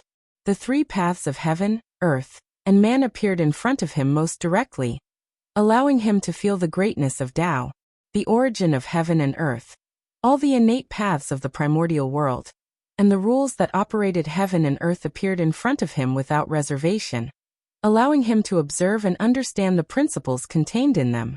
What a great opportunity this was! If becoming the primordial chaos Daoyuo Jingxian was a test, then after becoming the great venerable, it was equivalent to obtaining the answers to the test paper. In this way, if he still couldn't achieve Tao, he could only be said to be as stupid as a pig. If he couldn't achieve Tao, he deserved it. He couldn't blame others. Aha!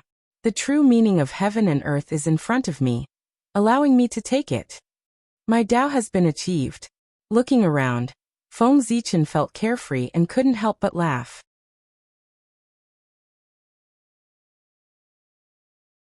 Chapter 4:14. This was the joy of being about to achieve the Tao. Achieving the Tao. 2 short words.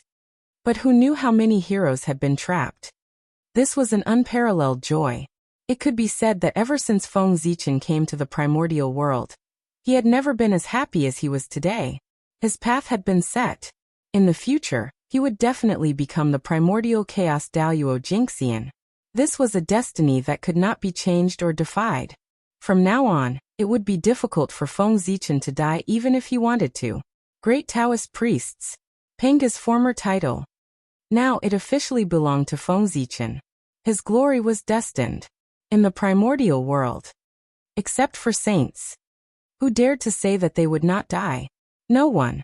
No matter how you dominate the primordial world, suppress the world, and amaze the past, present, and future. If you don't become a saint, you will still die when the great calamity comes. But there wasn't in the past, but now there was. It was Feng Zichen. In a sense, the title of great Taoist priests was more honorable than saints. Because saints represented the way of the heavens, but the great Taoist priests represented Pangu. With this title, as long as the name of Pangu did not completely disappear in the primordial world. Then even if one day, Feng Zichen accidentally died, he could still use it as a basis to reappear from the ashes. This was not a resurrection, but a reappearance. A complete reappearance, a reappearance in his peak state, returning to the world. Compared to Daoyuo Jinxian's self-resurrection, there was still a period of low spirits. It was obviously different. Such an ability was no different from that of saints. The only difference was the difference in strength. The great Taoist priest was so extraordinary. Otherwise, how could he be called a great sage? How could he be called Pangu so respectfully? It was because he didn't have this ability before, but after he hooked up with Pangu, he naturally had this ability. Even if he didn't have it, he had to have it.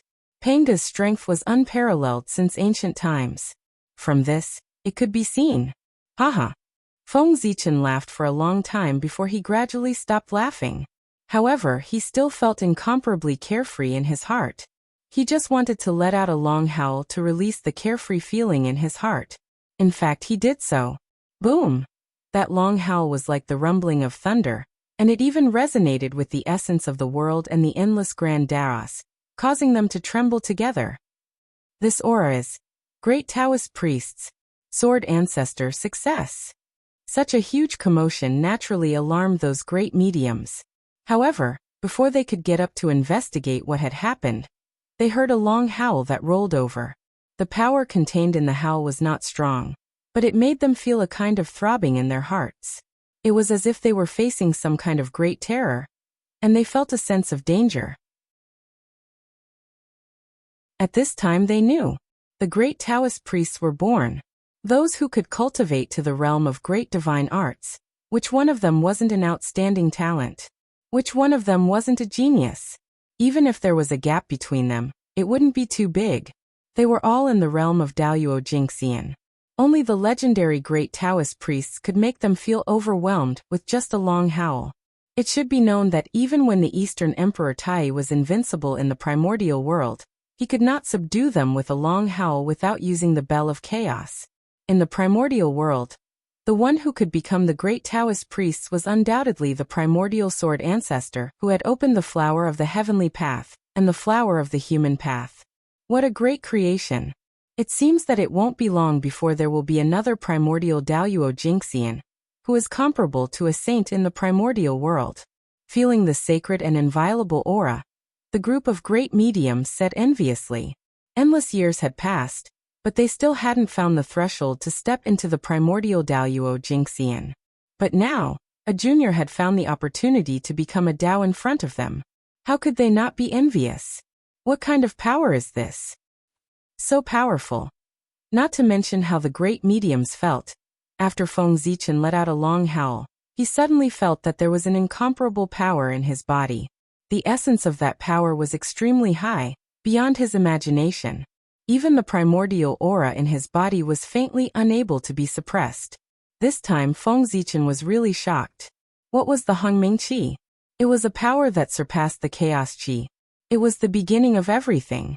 It came from before the chaos. It was the first Qi that was born from nothing. It had the same origin as the Tao. Even if the power of the Great Path descended, the Hongming Qi dared to compete with it. Of course, it was definitely no match for it. But this didn't mean that the Hongming Qi was inferior to the power of the Great Path. It was that Feng Zichen was inferior to the Great Path. In theory, the Hongming Qi was the same power as the power of the Great Path. There was no difference between the two.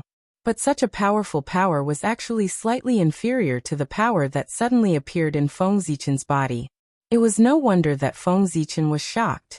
This meant that either the essence of this power was extremely high, far surpassing the Hongming Qi. But this was impossible. The Hongming Qi was already the original power. In this world, there was no power older and more powerful than it. Then there was only one situation left. The owner of this power had an extremely high realm, beyond Feng Zichen's understanding, and was close to the Great Path. Only in this way could this power suppress the primordial aura. Feng Zichen's realm was too low. Being burdened by him, the Hongming Qi, which was supposed to be invincible in the world, could not show its ability to its heart's content. It could only dominate a small place and was even bullied by others. It was simply wrong to the extreme. How pitiful. Is this Panga's power? Why is it different from what I felt before? At this time, Feng Zichen's heart was filled with doubts. In the primordial world, only Pangu could have such powerful power. However, in terms of understanding of Panga's power, Feng Zichen could be said to be the third in the primordial world, if not the first. Since his debut, he had come into contact with Panga's power the most. It was the path of gods and demons that he opened up. Its final achievement was also to prove Panga's Tao fruit. Logically speaking, Feng Zichen should be very familiar with Panga's power. If the power in his body was really Panga's power, he would have felt it. However, although this power was similar to Panga's power, Feng Zichen was sure that it was definitely not Panga's power. He had even seen Panga's divine consciousness before. How could he be wrong? Moreover, this power was too strong. After mastering it, Feng Zichen could clearly feel that he could shake everything in the primordial world. The laws of heaven and earth could be changed, and billions of great Daos were in his heart. With a thought, he could crush his previous self to death. This was the power of Daoyuo Jinxian's invincible realm. Standing there, Feng Zichen seemed to be standing at the peak of the primordial world, overlooking the long river of time and space, sitting and watching the changes of time. Nothing in this world could shake him in the slightest. It was as if he could break free from everything with a step, leave from the peak of the primordial world, and surpass everything.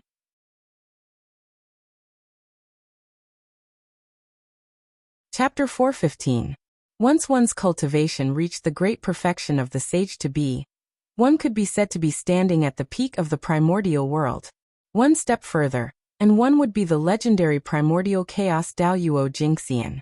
As for the primordial chaos Daoyuo Jinxian, he focused on the integration of primordial chaos. He needed to restrain the timeline, restrain his karma, and restrain everything about himself. He had to retrieve all the information about himself from the primordial world, and destroy all traces of his existence. Only then could he jump out of the primordial world, and become the primordial chaos Daoyuo Jinxian in the most flawless state. This was one of the necessary conditions to become the primordial chaos Daoyuo Jinxian. Only when one was unrestrained and had no connection to the primordial world could one achieve the Tao. Otherwise, how could one transcend? For the primordial world, the primordial chaos Daoyuo Jinxian was a transcendent. Only by transcending the primordial world could one not be disturbed by the immeasurable calamity. Therefore, the great perfection of the sage to be was the peak of the primordial world. Now, with the support of a strange and powerful force, Feng Zichen had an illusion that he could surpass everything and achieve the primordial chaos Tao fruit with one step. But, of course, that was impossible. How could the primordial chaos Daoyuo Jinxian be so easy to achieve? This feeling was just an illusion that he had suddenly obtained a powerful force, and was a little bloated for a moment. He was still far from the primordial chaos. Before the shaman calamity ended, Feng Zichen could not even become a sage to be, let alone the primordial chaos Tao fruit that was above that. He had to go through a calamity before he was qualified to be promoted to a sage to be. This was the restriction of the heavenly Tao to all living beings. It did not allow too many experts to be born.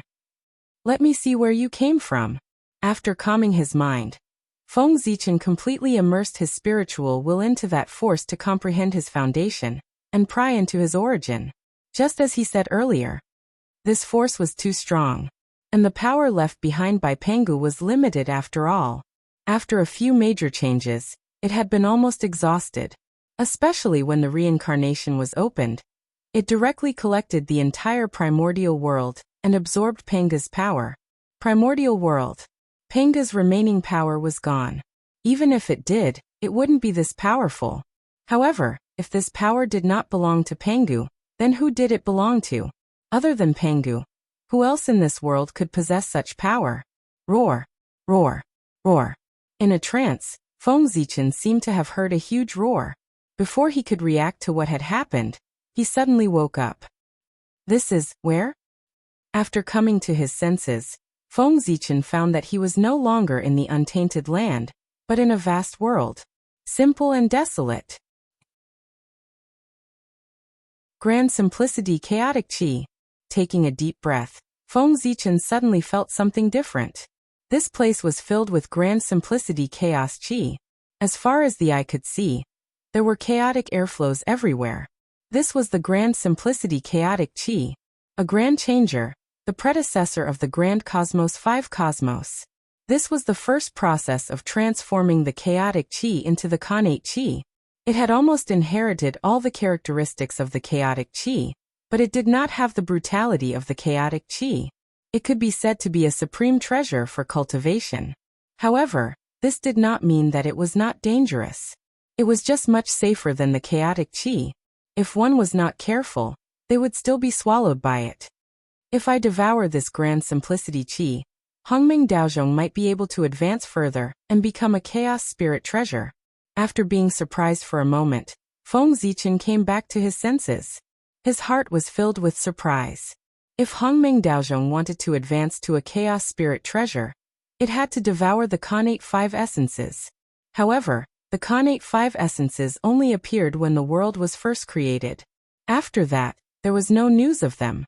Feng Zichen searched for a long time, but he did not find any clues. However, he did not expect that there would be so much grand simplicity chaotic chi here.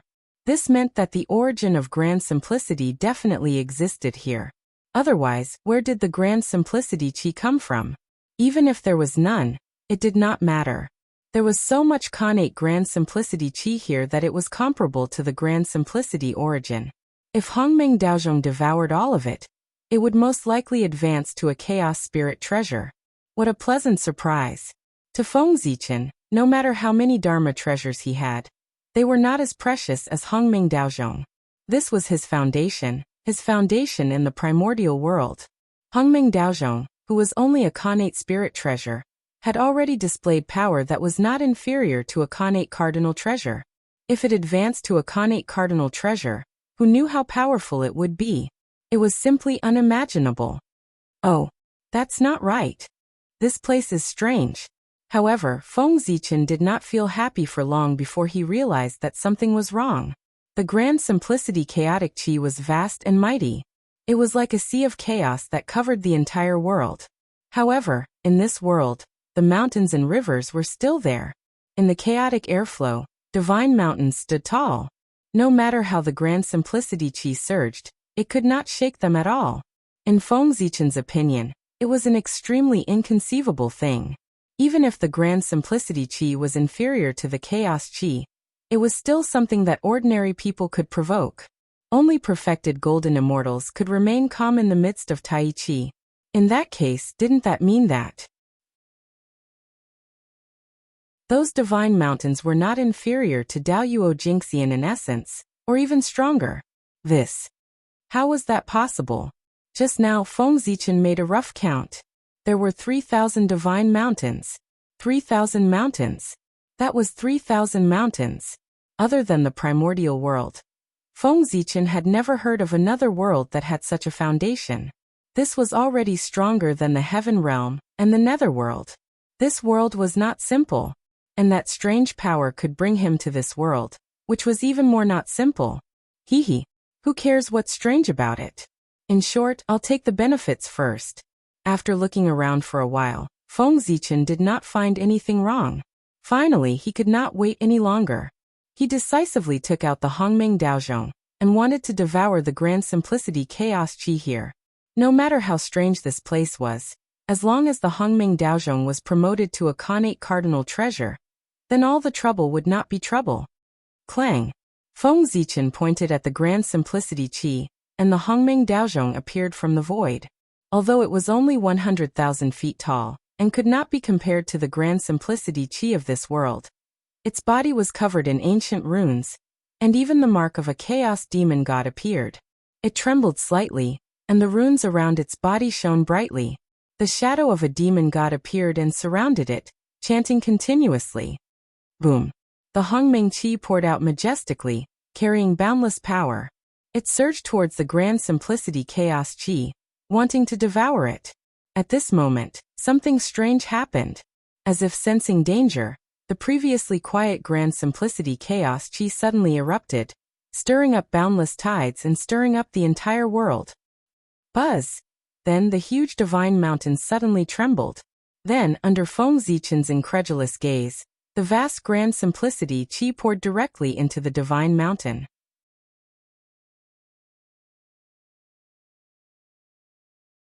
Chapter 416. In the blink of an eye, it had completely disappeared. This time it was Feng Zichen's turn to be dumbfounded.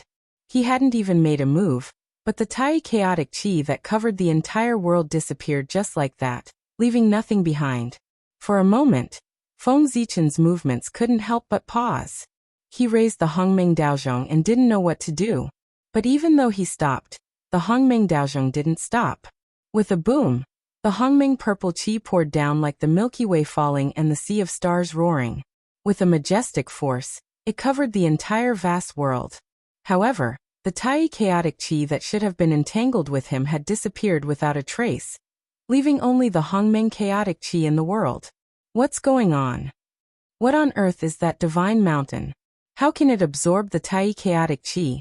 Looking at the towering mountain peaks in front of him, Feng Zichen was a little surprised and doubtful. He didn't know the origin of that mountain. It was one thing for it to be able to resist the invasion of the tiny chaotic chi, but it could also absorb it. It was really incredible. Unfortunately, Feng Zichen wasn't in the mood to care about the origin of that mountain. At this moment, the joy in his heart from seeing the tiny chaotic chi for the first time was replaced by anger. He only felt that the mountain was incomparably abominable. How dare it snatch food from the tiger's mouth? It was really unforgivable. I don't care what you are. You have to pay the price for taking what's mine. In Feng Zichen's heart, he had long regarded the tiny chaotic chi as his own. Now that it had been taken away by the mountain, how could Feng Zichen tolerate it? Making up his mind, Feng Zichen immediately raised the Hongmeng Daozhong and was about to smash it at the mountain peak. He wanted to smash it to see if the tiny chaotic chi was still there. No matter what, the tiny chaotic chi was too important to him. It was a necessary item for the Hongmeng Daozhong to advance. He couldn't give it up. If he gave it up now, who knew when he would be able to find it again next time? It was now or never. Clang! The Hongmeng Daozhong trembled slightly, and the Hongmeng chi that filled the entire vast expanse world immediately retreated. Then the Hongmeng Daozhong suddenly expanded until it was as tall as the sky. It hung high in the sky with the mouth of the bell facing downwards, shrouding a mountain peak. Clearly, Feng Zichen wanted to refine the mountain and see if he could refine the grand simplicity chaotic chi from it. Although the mountain peak was huge and towered into the clouds, it seemed a little small compared to the current Hongmeng Daozhong. The difference between an ant and an elephant was more than enough to cover it. However, there was one thing. Feng Zichen had miscalculated. That mountain peak was obviously not easy to bully. As if sensing danger, before the Hongmeng Daozhong could cover it, the mountain suddenly trembled violently. Then, with a flash of purple brilliance, the mountain shook and transformed into the shadow of a demon god. Bang! After the demonic god projection appeared, it did not say anything. It clenched its right fist and threw a punch at the descending Hongmeng Dao Bell. Clang! After that, a loud bang was heard. The primordial chaos Dao Bell was actually sent flying by a single punch from the demonic god's shadow, smashing into the boundless void. What? This sudden change really gave Feng Zichen a fright. But in the end he reacted quickly. Without hesitation, he took out the purple imperial sword and fiercely swung it at the demonic god's shadow. Whoosh! Resplendent sword light surged out like a sea of stars, vast and boundless. It was also like the Milky Way hanging upside down, falling from the 9 heavens with a majestic aura. This was the stellar sword technique. It was a unique skill that Feng Zichen created himself. It was a combination of the stellar path and the connate sword path. It represented his achievements in these two paths. Although this was not the most powerful skill that he had mastered, it was the most powerful one among the unique skills that he created himself. Its power was so great that it could kill Daoyuo Jingxian and severely injure a sage to be. Unfortunately, although Feng Zichen's skill was powerful, the demon god shadow was even more extraordinary. He smiled contemptuously, raised his right hand, and punched out again. Boom. Suddenly, a terrifying power came. It was almost endless. It swept across the entire void, and directly shattered the starry sword light. And it did not slow down and went straight for Feng Zichen. Clang. At the critical moment, Feng Zichen called back the Hongmeng Daozhong from the void. It hovered above his head and blocked the terrifying attack. Chaos Demon God. He is the Chaos Demon God. After a round of fighting, Feng Zichen recognized the origin of the demon god that the mountain transformed into. Arrogant, domineering, fierce, and superior aura, as well as the charm of the great way flowing all over his body. What else could he be if not the legendary Chaos Demon God? Oh no. This mountain has turned into a demon god shadow. Doesn't that mean the other mountains may also turn into demon god shadows?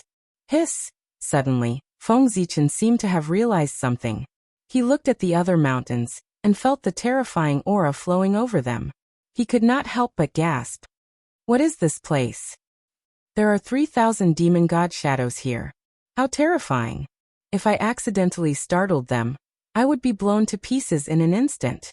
One demon god is enough to make people tremble, let alone 3,000 demon gods. Even Hongjun would turn around and run away if he saw them.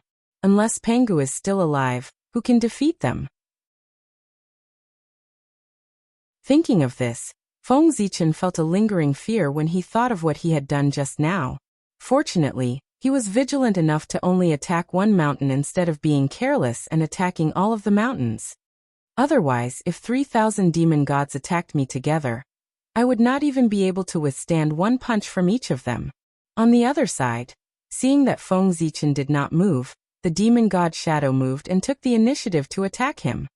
Not fighting back. That is not the style of a chaos demon god. Roar. With a loud roar, the demon god shadow moved. In a flash, he came to Feng Zichen's side and raised his fist to hit him. It was an ordinary punch without any magic, nor did it have the slightest Taoist charm. Nor was there any magic power contained in it. It was like a fight between ordinary people, simple and violent. However, such an ordinary punch was extremely terrifying in the eyes of Feng Zichen. He did not dare to take it head-on, and hurriedly dodged to the side. The most powerful means of a chaos demon god was not their magic power, nor their magic treasure, but their physical body, which was what they relied on to run rampant in the chaos. Their physical body, which had been polished by the chaos for countless years, was simply ridiculously strong. Even in the face of the attack of a chaos spiritual treasure, they could withstand it head-on. Although this demon god shadow was only a shadow, and its strength was far inferior to the real body. After the test just now, Feng Zichen had confirmed that it had at least the cultivation of Daluo Jingxian. Moreover, what was even more despairing was that this shadow had everything that a chaos demon god of this realm had.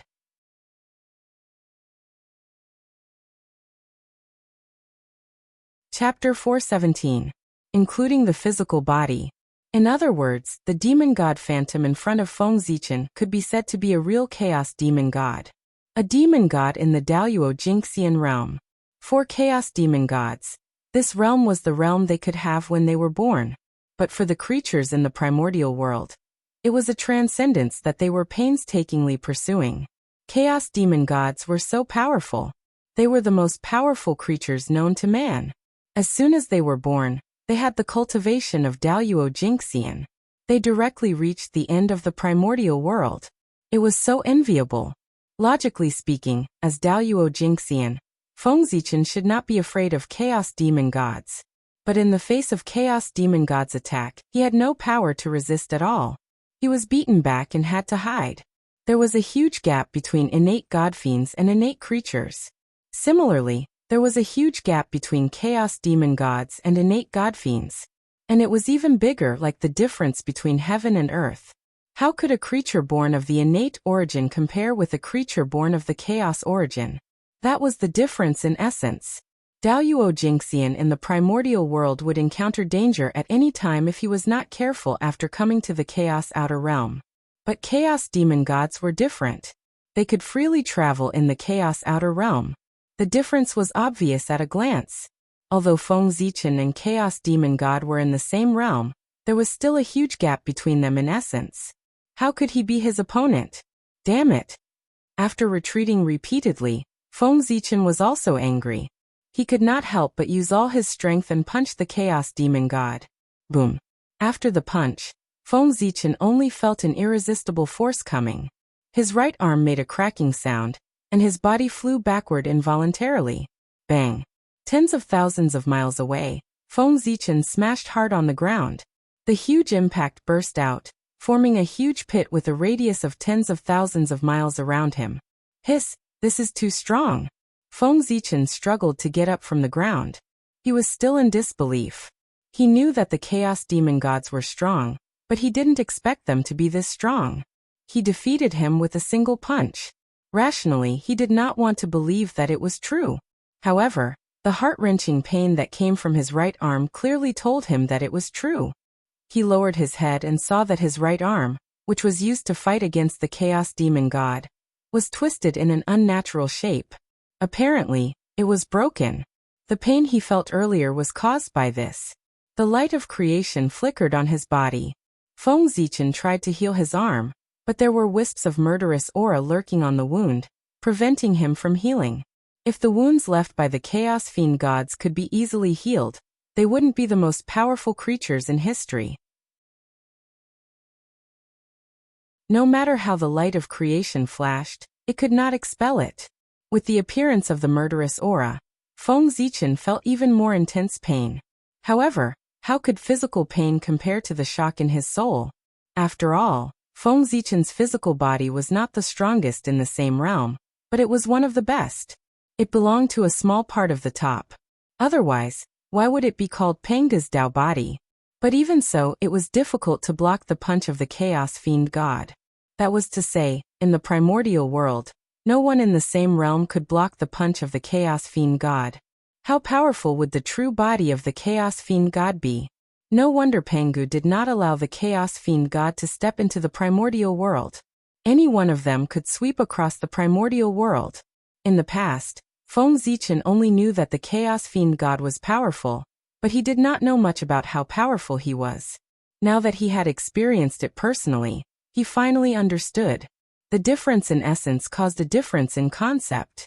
The creatures of the primordial world were not in the same dimension as the Chaos Fiend God. How could they compete with him? They could not beat him at all. Unless Feng Zichen underwent another transformation and cultivated the true body of Pengu, or stepped into the primordial Chaos Dao realm. If he cultivated the true body of Pengu, his physical body would not be weaker than the Chaos Fiend God. Naturally, he could fight him. And if he reached the primordial Chaos Dao realm, even if he stepped into the realm of the Chaos Fiend God, he could still compete with him. What a pity! This Chaos Fiend God is strong, but he's not smart. He doesn't have any treasures in hand. When cultivators fought, they not only relied on strength, but also magical powers and magic treasures. The Phantom of the Demon God had the cultivation of Daoyuo Jingxian, which was already extremely impressive. Feng Zichen did not believe that he still had magic treasures. Thinking of this, Feng Zichen waved his hand and summoned back Hongmeng Daozhong.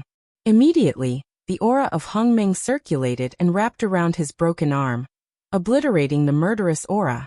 At the same time, the light of creation burst out, and his arm recovered. Then, Feng Zichen raised Hongmeng Daozhong and smashed it hard at the Chaos Fiend God. Dong! The violent impact, accompanied by the melodious sound of the bell, caused huge ripples, and directly sent Feng Zichen flying. At the same time, Hongmeng Daozhong flew back faster than it came. But the fate of the Phantom of the Demon God was not much better. He also flew back, and an obvious mark appeared on his body, which was left by Hongmeng Daozhong. He was injured. Speaking of which, Hongmeng Daozhong's essence was the highest and was equal to the Great Tao. Feng Zichen could not hurt the Chaos Fiend God, but he could. Haha. Again.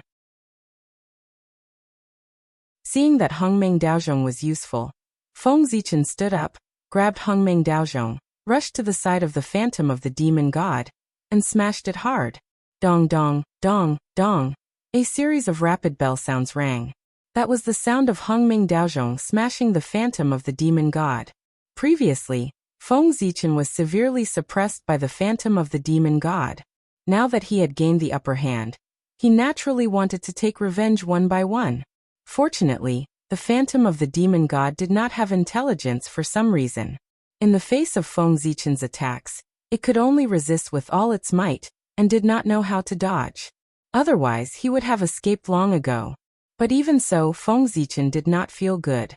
When Hongmeng Daozhong hit the phantom of the demon god, the rebound force was not weak. It shook his body until it was a little numb, and he almost lost his grip on Hongmeng Daozhong. This body is too strong. After fighting for a while, Feng Zichen was surprised to find that the phantom of the demon god looked very miserable, but other than more marks on his body, he did not suffer any serious injuries. In other words, after fighting for so long, he only made the phantom of the demon god suffer some superficial wounds and feel some pain. Nothing else. Realizing this, Feng Zichen's body trembled faintly. It was not fear, but excitement, because he saw a trace of his future from the phantom of the demon god. Strong. Absolutely strong. The strength of his physical body was enough to sweep across the untainted land.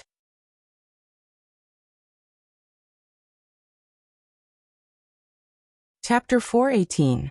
No one was more powerful than Pangu in the world. The body of the demon god of chaos could be invincible in the untainted land. What about Pangu's body? Absolutely invincible in the untainted land. When Feng Zichen reached the primordial chaos and completed the shocking achievement of reverse refining Pangu's real body, he would be invincible in the untainted land with just his body alone. Just thinking about it was enough to make Feng Zichen excited. What's more, this was something that could be seen in the future. Feng Zichen saw such a future from the demon god phantom. He was destined to be invincible. It's time to end this. With his emotions surging, Feng Zichen grabbed the primordial chaos Dao Bell and slammed it down on the fiend celestial phantom. Clang! The melodious sound of the bell rang, stirring up ripples of time, simple and heavy. But in the ears of the demon god phantom, it was not the case at all. When the sound of the bell entered his ears, terrifying fluctuations erupted, almost tearing his body apart, bringing him great pain and making his body twitch. At the same time, in the Hongmeng Daozhong, earth, fire, water, and wind emerged, demonstrating the power of the opening of the world, tearing at the demon god phantom. On the wall of the bell, runes appeared, shining brightly, showing the scene of the beginning of Hongmeng before heaven and earth were opened. Heaven and earth were vast. Then the Khanate Dao emerged, including yin and yang, the 5 elements, and strangling everything. In the blink of an eye, in the Hongmeng Daozhong, various forces appeared, interweaving into various killing methods, and blasted at the demon god phantom, wanting to completely destroy him. At this moment, under the full power of Feng Zichen, the power of the Hongmeng Daozhong was undoubtedly displayed. Terrifying power surged, and an unprecedented scene appeared. Roar! A huge roar came from the demon god phantom, accompanied by indescribable pain. Under the crazy attack of the Hongmeng Daozhong, his already broken body was even more broken. His flesh was melting, turning into great simplicity chaotic energy, revealing white bones, making him look exceptionally terrifying. Fortunately, the demonic god's skeleton was clearly tougher than its flesh and blood. Although Hongmeng Daozhong's attack was ferocious, it did not injure his bones and did not cause any fatal damage. His injuries were not as miserable as they looked on the surface. However, the demon god's shadow could not hold on for much longer. No matter how strong and hard his bones were, they still had their own limits. It was impossible for him to achieve eternal immortality. It could be seen that the divine charm that was constantly flowing on the bones was becoming fainter. The Dao glow it was emitting dimmed too. It no longer had its previous luster. Even some of the great Dao runes engraved on his bones had been obliterated. And it was all caused by Hongmeng Daozhong's attack. Although Hongmeng Daozhong could not directly destroy the skeleton of the demon god's shadow, it could slowly wear it down with the passage of time. Hongmeng Daozhong's power was too strong. It would not be long before the demon god's shadow was refined and completely destroyed. It would turn into great simplicity chaotic energy again, and become the nourishment for Hongmeng Daozhong's promotion. Within the bell wall, the demon god's shadow seemed to have sensed the danger. He knew that if this continued, the only thing that awaited him was death. Therefore, he finally could not help but erupt completely. Roar! He roared and suddenly attacked Hongmeng Daozhong crazily. All kinds of great magic that Feng Zichen could not understand poured out of his hands and hit Hongmeng Daozhong one by one. It made his heart thud and tremble endlessly. Unfortunately, although Hongmeng Daozhong's background was unknown, it was definitely stronger than the Chaos Demon God. Just by looking at the level of an innate spirit treasure, it had the power that even an innate cardinal treasure could not compare to. One could tell that it was not simple. The hardness of its bell body was naturally stronger than that of the Chaos Demon God. The magic of the Demon God's shadow hit Hongmeng Daozhong's body, causing a big commotion. The earth, fire, water, and wind were swept away, the innate Tao was shattered, and the Hongmeng Qi mass was destroyed. It was really fierce. But that was it. Although the commotion was big, there was no harm at all. It was completely unable to break the bell, and could only be trapped in it, waiting for death to come. Moreover, with the attack of the Demon God's shadow, Hongmeng Daozhong trembled violently. A powerful counterforce came, stronger than the magic of the Demon God's shadow. It hit his body one after another, causing fatal damage to him. How could the mystery of Hongmeng Daozhong be described in a few words? Any attack that landed on his body would be countered with even greater power. Otherwise, how could he show his strength? Crack. The Demon God's shadow did not understand this and immediately suffered a great loss. His incomparably hard divine bones were directly cracked by the huge counterforce. And as he attacked more and more, the counterforce increased, and the power of each attack was stronger than the previous one. When the Demon God's shadow finished a set of magic, the counterforce had accumulated to a terrifying degree.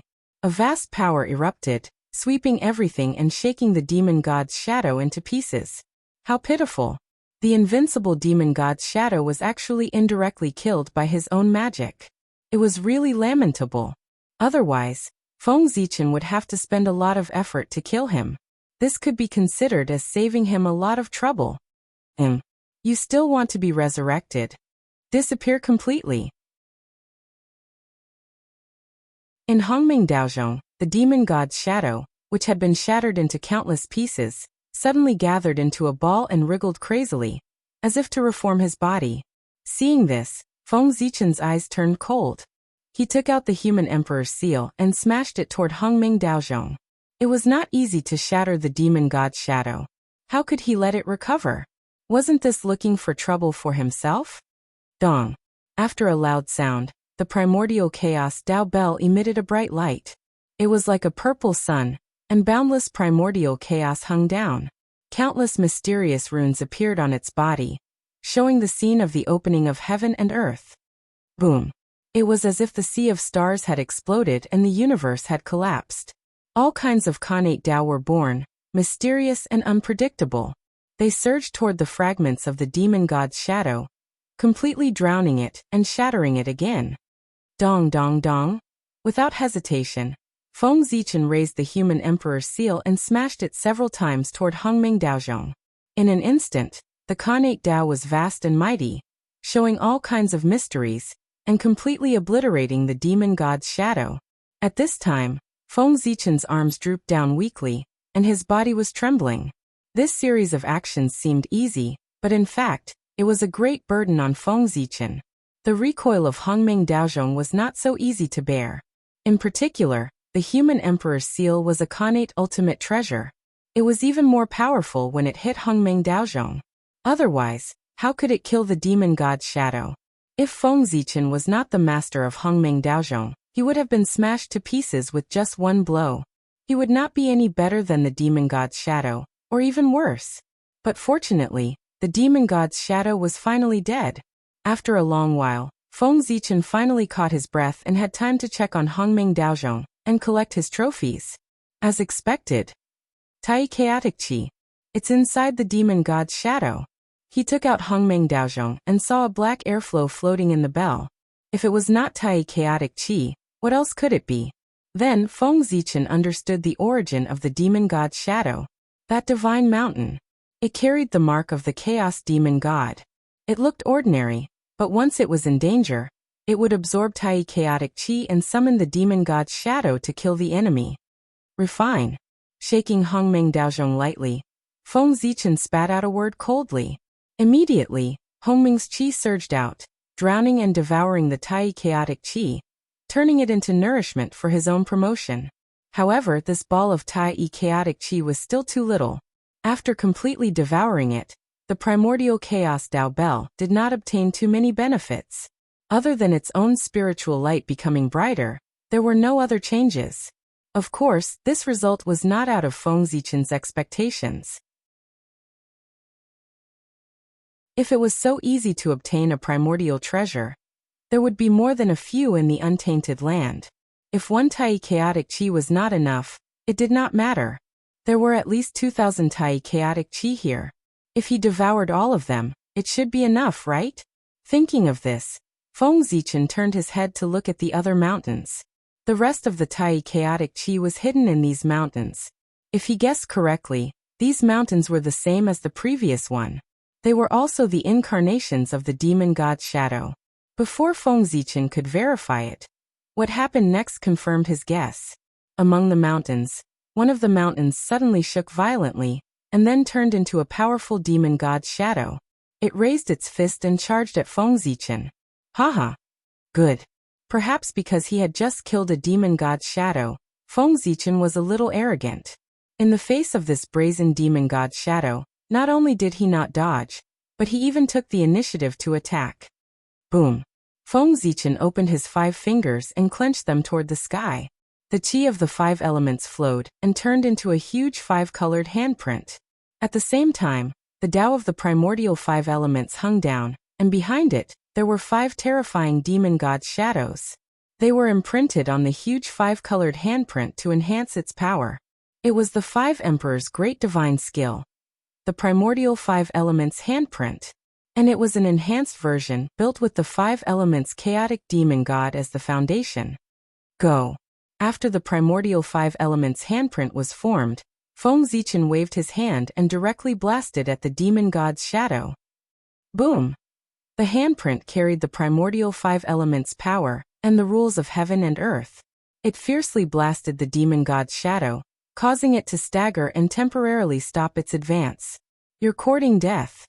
However, before Feng Zichen could rejoice, he saw the demon god's shadow stand up and roar with a face full of anger. It directly shattered the primordial 5 elements handprint. This. On the other side, Feng Zichen looked at this scene with a face full of shock. He did not know if he should use the great path furnace in his hand. This demon god was so fierce. It was even stronger than the previous one. The small arrogance that had been caused by killing the demon god's shadow disappeared without a trace at this moment. There was still an insurmountable gap between him and the chaotic demon god.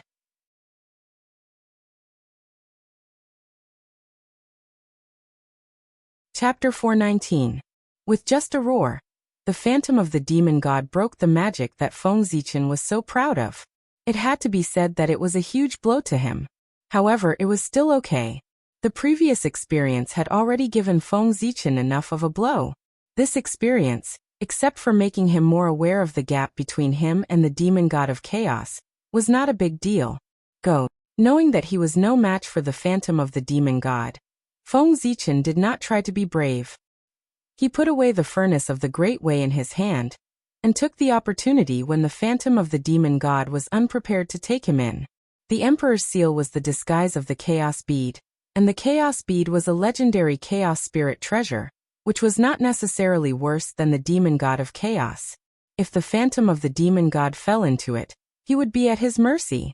However, Feng Zichen's idea was quite good, but what happened next shocked him to the extreme.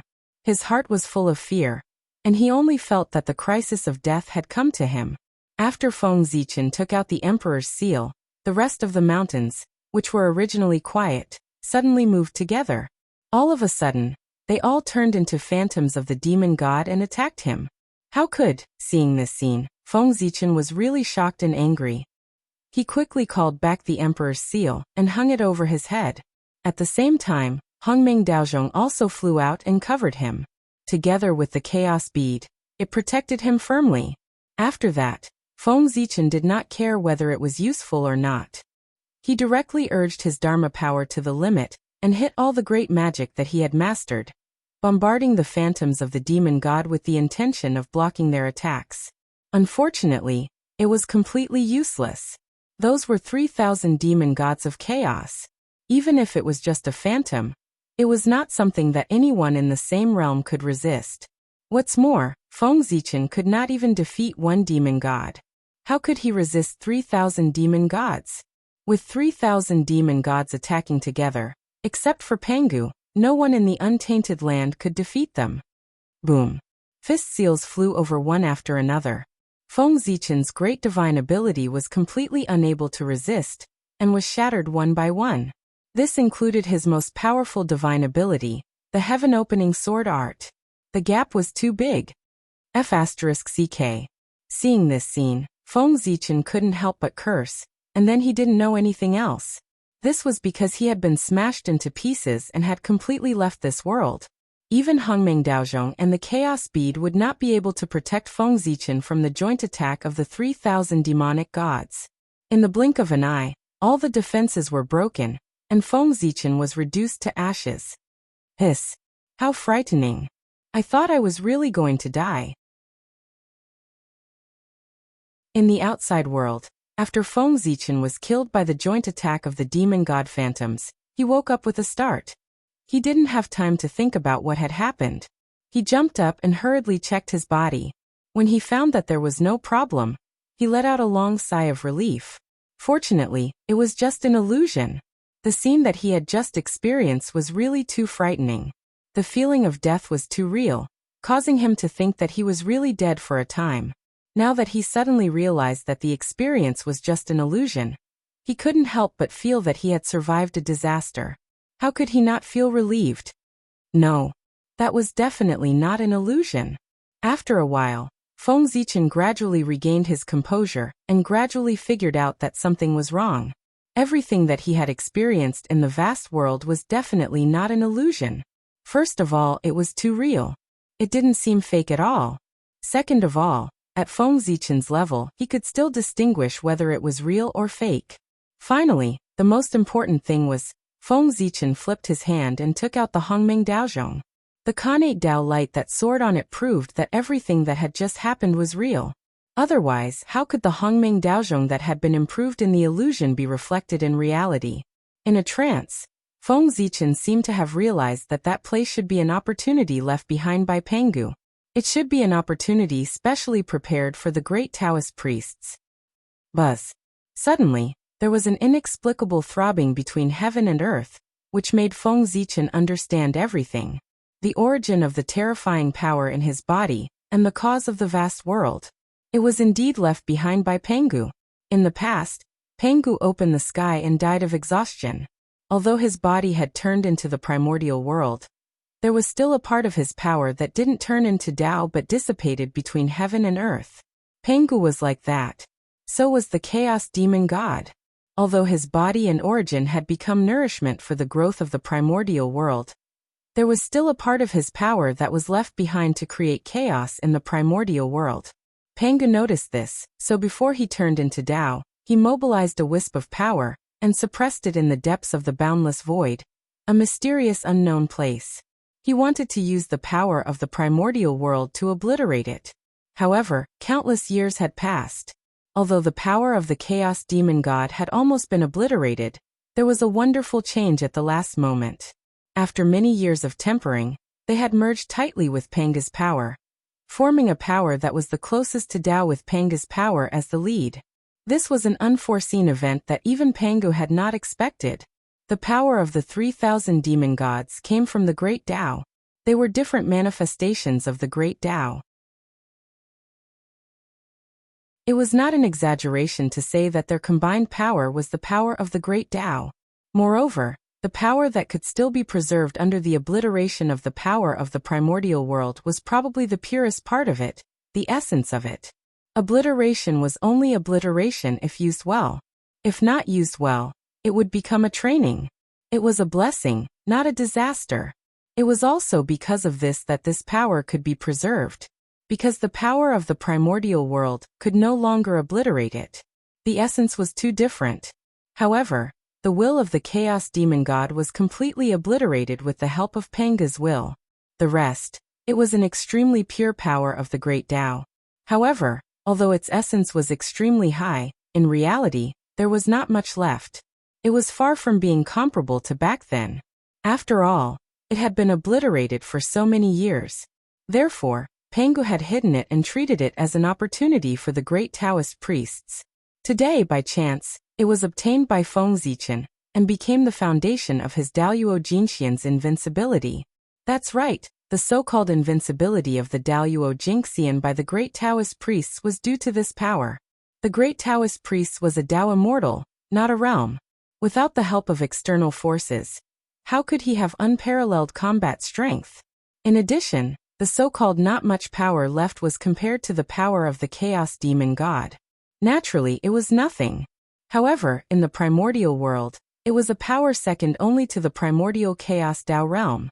Otherwise, it would not have been used as a reward by Pangu for the great Taoist priests. Moreover, this was not the greatest use of the power of the great Tao. Its greatest use was to help its master break through to the primordial chaos Tao realm.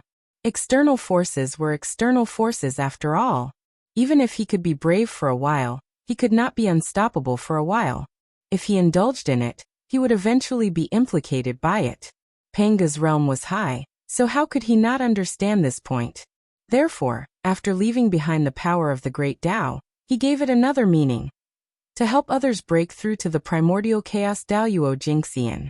It was definitely not a simple matter to attain the Tao. It was not something that could be achieved naturally when one's realm reached a certain level. It involved all aspects. Just like back then, when Feng Zichen wanted to break through to the primordial chaos Daoyuo Jinxian, he had clearly reached a certain level, but because of the lack of congenital origin, he had been unable to break through for a long time. The primordial chaos Daoyuo Jinxian's breakthrough also involved congenital origin, and it required more than one could imagine. The saints could attain the Tao so easily not because they had accumulated enough, but because the heavenly Tao had directly imbued them, saving them the time to accumulate. However, this was not without a price. One of the reasons why saints could not break free from the heavenly Tao. Feng Zichen, on the other hand, did not have such concerns. In this world, there were not many forces better and stronger than the power of the great Tao. As for congenital origin, it was obviously not one of them. When his realm reached a certain level, Feng Zichen only needed to refine the power in his body to accumulate enough origin, and naturally become the primordial chaos Daoyuo Jinxian. Otherwise, if he relied on his own accumulation, how long would he have to wait? In theory, if he wanted to attain the Tao, he had to accumulate dermic powers for an immeasurable number of tribulations. From this, it could be seen how difficult it was to attain the Tao. After becoming the great Taoist priests, Feng Zichen could be said to have taken advantage of everything. The path to attaining the Tao had already been paved, and he was just waiting for time to pass. If news of this spread, countless people would be envious. As for the vast expanse world, its background was even greater. It had something to do with Pangu suppressing the river of time and space. The realms of Pangu and the 3,000 demon gods were unfathomable and beyond imagination. They had already reached a realm that could not be explored. The impact of the battle was naturally shocking. It was far from being as simple as it seemed. The process of the battle had long been deeply imprinted at the end of time and space. No one knew the beginning or the end, and it had been preserved since ancient times. It could appear in any time and space at any time. How could this be? If this battle suddenly appeared in a certain period of time and space in the primordial world, the damage would be great. It was estimated that just the aftermath of the battle could destroy the entire primordial world. Therefore, after realizing this, Pangu made a prompt decision. He directly used Mount Buzhou to suppress the river of time and space, firmly locking this period of history at the end of the river of time and space, not allowing it to appear again. Otherwise, the appearance of this battle would be a great disaster for the primordial world. Of course, Pangu had another purpose for sealing this battle, and that was to delay the return of the chaos demon gods. Imagine, if that battle appeared openly in the primordial world, and was constantly being talked about by all living beings, There might be a chaos demon god who obtained an opportunity and returned from the wishes of all living beings. If one could not forget it, there would definitely be an echo. This sentence was not joking in the mythological world.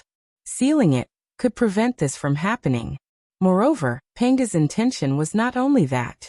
The chaos demon gods did not have a past or a future. They only had the present.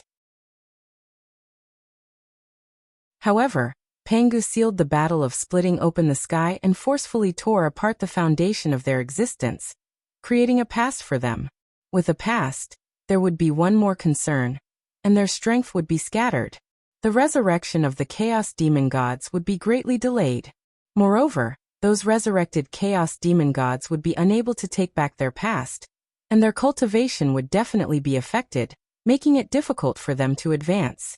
This might not be the reason why the chaos demon gods wanted to destroy the primordial world. From this, it could be seen that Panga's methods were superb.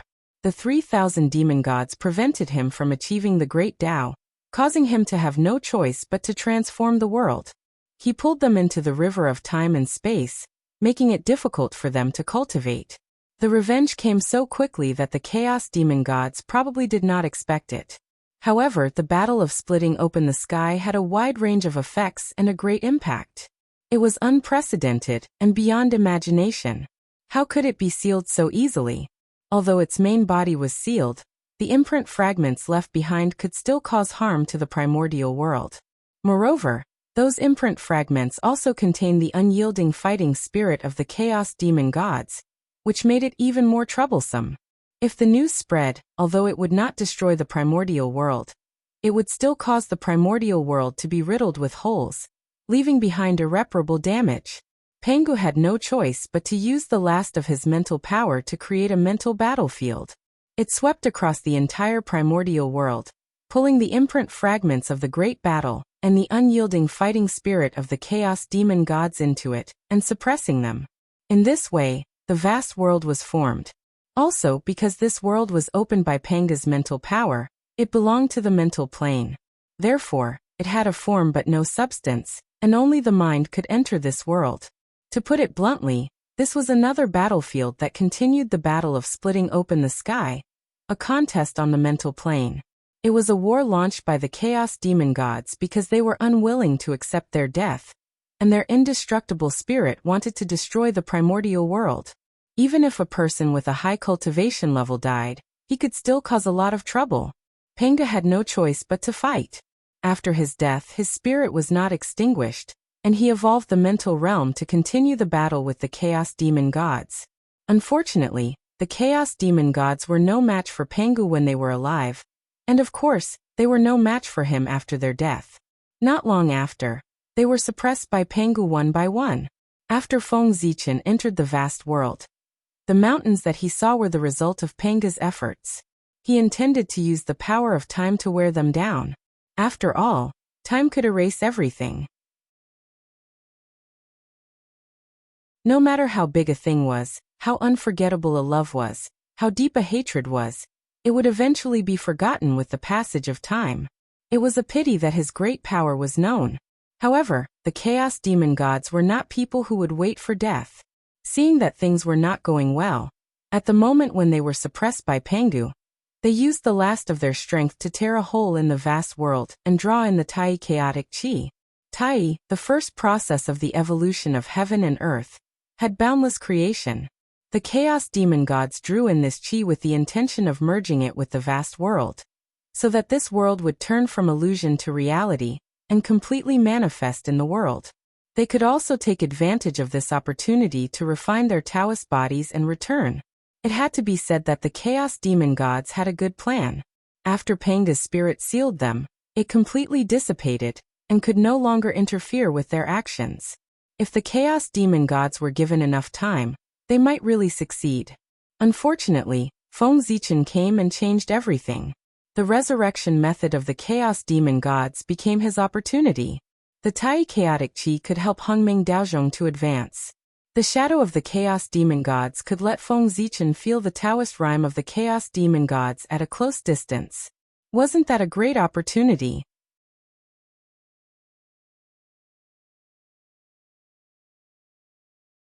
Chapter 420. In fact, if one thought about it carefully, it might have been Panga's plan. Cultivation was not enough to rely on hard work. One had to apply what they had learned. Blindly cultivating was like building a cart behind closed doors. Sooner or later, one would fall behind others. Otherwise, how could one have great achievements?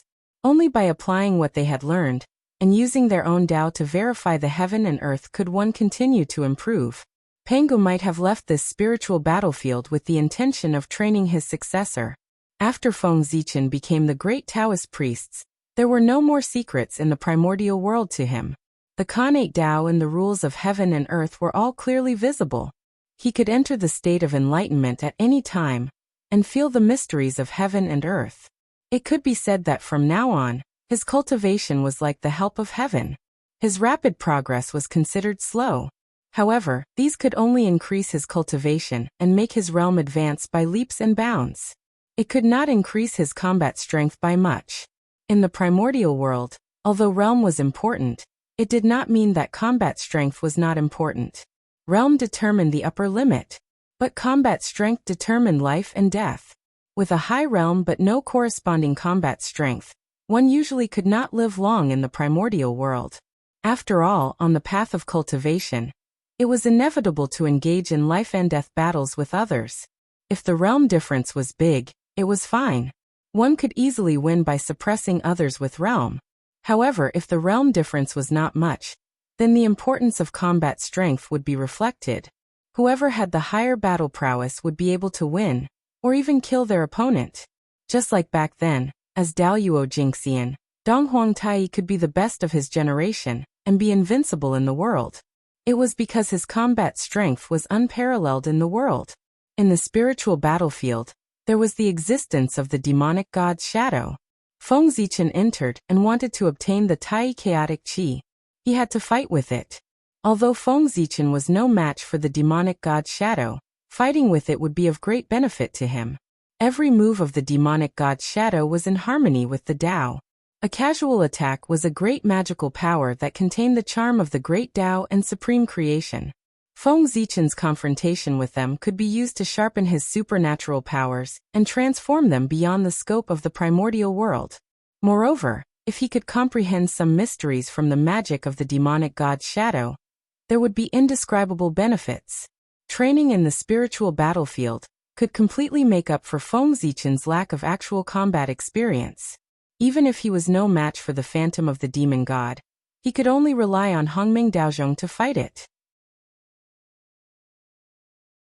However, Dharma treasures were also a part of one's strength. Being able to win was a good method. Moreover, Feng Zichen's strength was not constant. As he continued to fight with the demonic god's shadow, he would definitely transform and become stronger. He believed that in the end, Feng Zichen would definitely be able to kill the demon god phantom with his own strength without the help of any magic treasures. The power of the great Tao allowed Feng Zichen to have the invincible power of Daoyuo Jingxian. The spiritual battlefield could allow Feng Zichen to continue to transform, and finally obtain a heart that matched his strength. The two complemented each other. When the two were combined, Feng Zichen could achieve the realm of primordial Daoyuo Jingxian in the most perfect state. It had to be said that the means left behind by Pangu were really amazing. He could create a primordial Daoyuo Jingxian at the fastest speed. Just this point. This proved how powerful he was.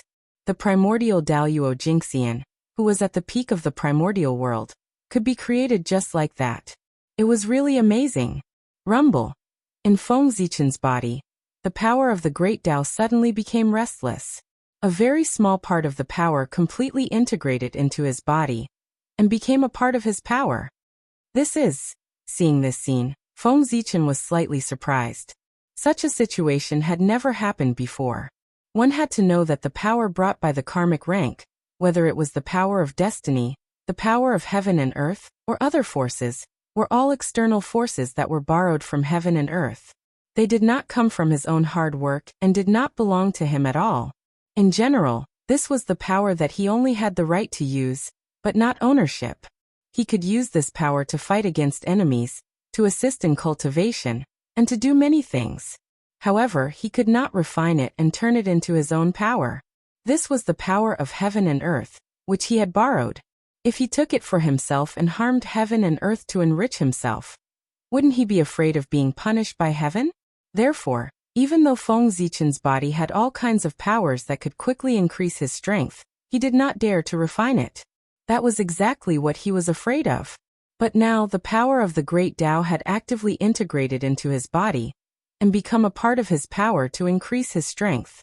This was something that Feng Zichen did not expect. Yes, I see. After deducing in his heart for a while, Feng Zichen gradually understood. The power of the great Tao was originally the power that Pangu had prepared for him. It was the power to help him break through the primordial chaos Daoyuo Jingxian. So, this power originally belonged to him. He could refine it without worrying about the punishment of heaven. As for why the power of the great Tao would take the initiative to separate a part of it and integrate into Feng Zichen's body, it had something to do with killing the demon god Shadow. Although this power of the great Tao was mainly based on Pangu's power, he only occupied a very small part of it. More of it was the power of the 3,000 demon gods. And this power had an inexplicable connection with the demon god Shadow in the spiritual battlefield. Therefore, when Feng Zichen killed a demon god Shadow, the power of the great Tao had a reaction. The power that belonged to this demon god Shadow lost its existence. It automatically integrated into Feng Zichen's body. What is this? Passing the game? There's a reward for passing every level. After thinking about it, Feng Zichen felt that this scene was somewhat similar to some of the passing games in the later generations. Every time he killed a demon god Shadow, it was like passing a small level, and he would receive a corresponding reward. After killing all the demon god Shadows, he would be considered to have passed the level and would receive the final reward, Primordial Chaos Tao Fruit. After killing all the demon god Shadows, the power of the great Tao would be completely controlled by him. At that time, it would be time to break through to the primordial chaos Tao realm. This is interesting. No matter what, Feng Zichen had one more reason to kill the demon god Shadow. Whether it was for the promotion of Hongmeng Daozhong, or for his own breakthrough, he would definitely kill the demon god Shadow. As for safety, Feng Zichen was not worried about this. The spiritual world where the demon god Shadow was located was a spiritual world, not a real world. The battle there was a spiritual confrontation. Even if he died, he would not suffer much damage and would not affect his body. At most, his mind would be damaged and his spirit would be sluggish for a period of time. Moreover, the spiritual world was not as simple as it seemed on the surface. With 3,000 demon gods gathered together, how could Pangu be at ease? He must have other tricks up his sleeve. Faintly in the depths of the spiritual battlefield, Feng Zichen felt a familiar and powerful force. That was the power that belonged to Pangu. Even if it wasn't, it had something to do with Pangu. What was hidden in the depths of the spiritual battlefield? Perhaps only after Feng Zichen had killed all the demonic gods' phantoms would he know. After all, in the eyes of an expert like Pangu, only the primordial chaos Daoyuo Jingxian had the qualifications to enter the room. Unlike the primordial world, where Daoyuo Jingxian could dominate a region. Sigh.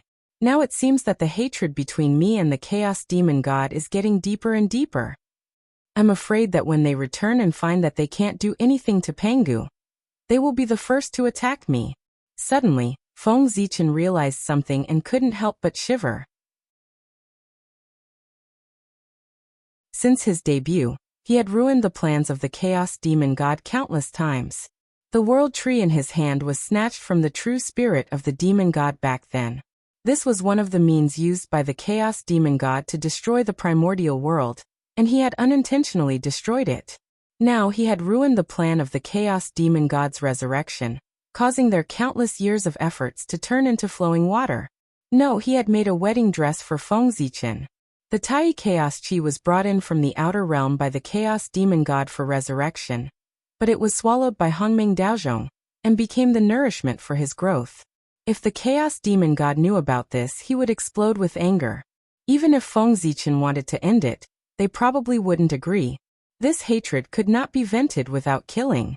Revenge, it was getting bigger and bigger. Now most of the chaos demon gods were still in a state of death, and couldn't detect what was happening in the outside world. And those living chaos demon gods were hiding in the depths of the great chaos outside the realm, and couldn't detect what was happening in the primordial world. Therefore, Feng Zichen was still safe for the time being. But if those chaos demon gods were resurrected, Feng Zichen's actions would definitely be sensed by them, and he wouldn't be able to hide it. At that time, what awaited him would be despair. Even Pengu couldn't protect the person that the 3,000 demon gods wanted to kill. After all, killing a person was far simpler than protecting a person. If such a day really came, Feng Zichen could only rely on himself. When the chaos demon god was resurrected, his strength had to at least reach the point where he could contend with him.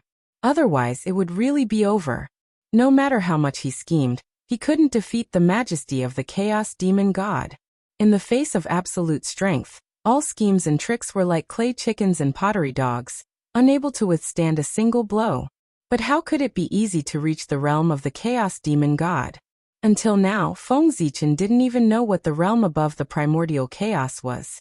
He only knew that the highest realm known was the Great Tao realm. This was the realm that Pengu was pursuing. As for the few realms between the Great Tao realm and the primordial chaos realm, Feng Zichen didn't know what kind of abilities they had. And these realms that he didn't know were the realms of the chaos demon god. The gap was too big. Feng Zichen didn't know if he could reach such a realm. Moreover, who knew when the chaos demon god would be resurrected? How much time was left for him? So, how could he not be afraid? F***CK. How did I become a mortal enemy with the chaos demon god for no reason? Thinking of the situation he would face in the future, Feng Zichen shuddered.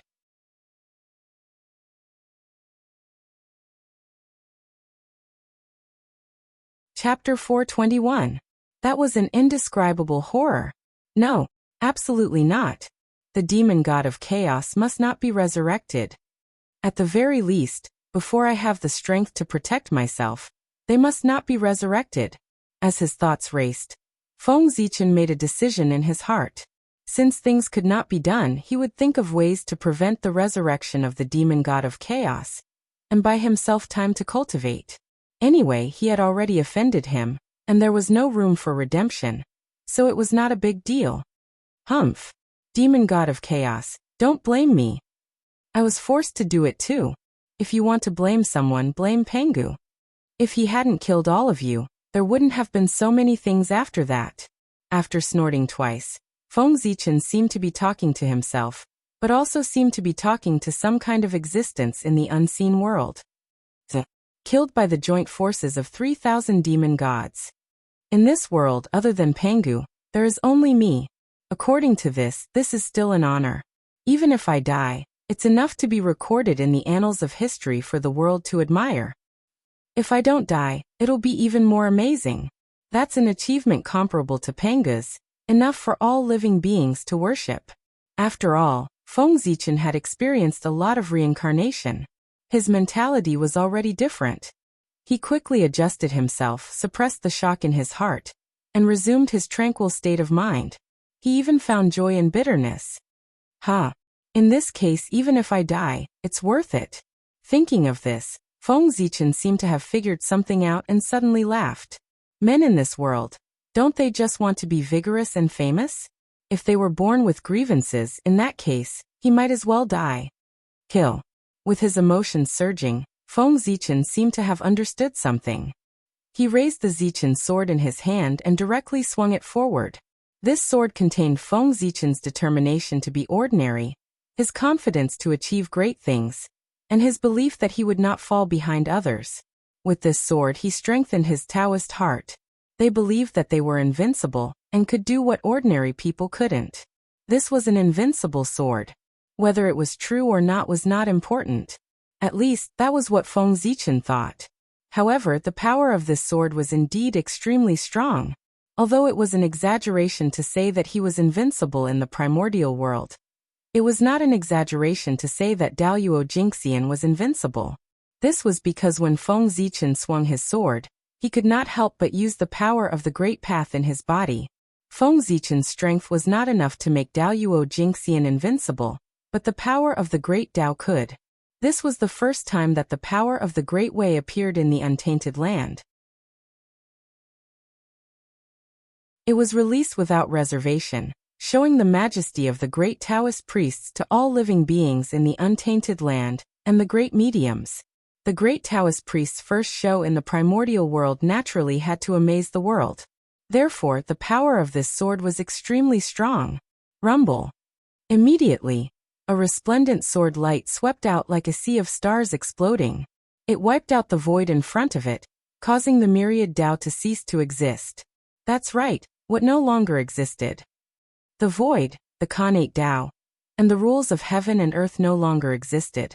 Everything was wiped out by this sword and completely returned to the state of nothingness. Hiss, the power of this sword is so strong. Is this the great Taoist priests? It's indeed extraordinary. If this sword isn't his strongest divine ability, perhaps Daoyuo Jinxian's invincibility isn't a lie. The great mediums who had been paying attention to Feng Zichen's movements couldn't help but suck in a breath of cold air when they saw this scene. The power of this sword was too strong. If they didn't use magic treasures, they might not be able to block it. Even the saints' eyelids couldn't help but twitch when they saw this sword. The power of this sword was enough to pose a threat to them. Although the threat wasn't great, it also showed Feng Zichen's extraordinariness. Everyone knew that the great Taoist priest was strong. After all, no matter what, that was the title of Pangu. However, they didn't expect him to be so strong. Previously, the great mediums had doubts about the strength of the great Taoist priests and thought that the legends were exaggerated. At this moment, they had no choice but to take it seriously again and have a new understanding of the strength of the great Taoist priests. The legends might not be exaggerated. That was the truth. The legend of the great Taoist priests, Daoyuo Jinxian's invincibility, came from the distant primordial era. In that era, most of the current great mediums hadn't been born yet. Naturally, they had doubts about the authenticity of the legend. More importantly, although the primordial era was ancient. However, as everyone knew, the strength of the primordial era, and even the ancient times, was far inferior to the strength of the current era. How could the Daoyuo Jinxian of the primordial era be compared to the sage to be of the current era? Therefore, some great mediums thought that the so-called great Taoist priests, Daoyuo Jinxian, was just a short person growing taller. Even if he was strong, there was a limit to his strength. It was also because of this that the great mediums didn't pay too much attention to the strength of the great Taoist priests. Instead, they focused on the effect of definitely becoming a primordial chaos. Now, Feng Zichen's sword had attracted their attention, and attracted their attention. They had to pay attention. It was fine if they didn't know that he was so strong. But knowing that he was so strong, who dared not to take it to heart? After all, he was an expert second only to a saint. His appearance was enough to affect the current situation of the primordial world, and bring about great turmoil to the world. After swinging his sword, Feng Zichen's mood couldn't help but be a little better. But immediately he realized that there were many more gazes on his body, and his mood immediately sank. No one would be happy to be stared at, let alone Feng Zichen, who was already in a bad mood. However, he didn't chase these gazes away. Instead, he raised the Zichen sword in his hand and continued to practice his supernatural powers. He had just become the great Taoist priests and hadn't completely familiarized himself with the power of the great path in his body. He could take advantage of this time to familiarize himself with it.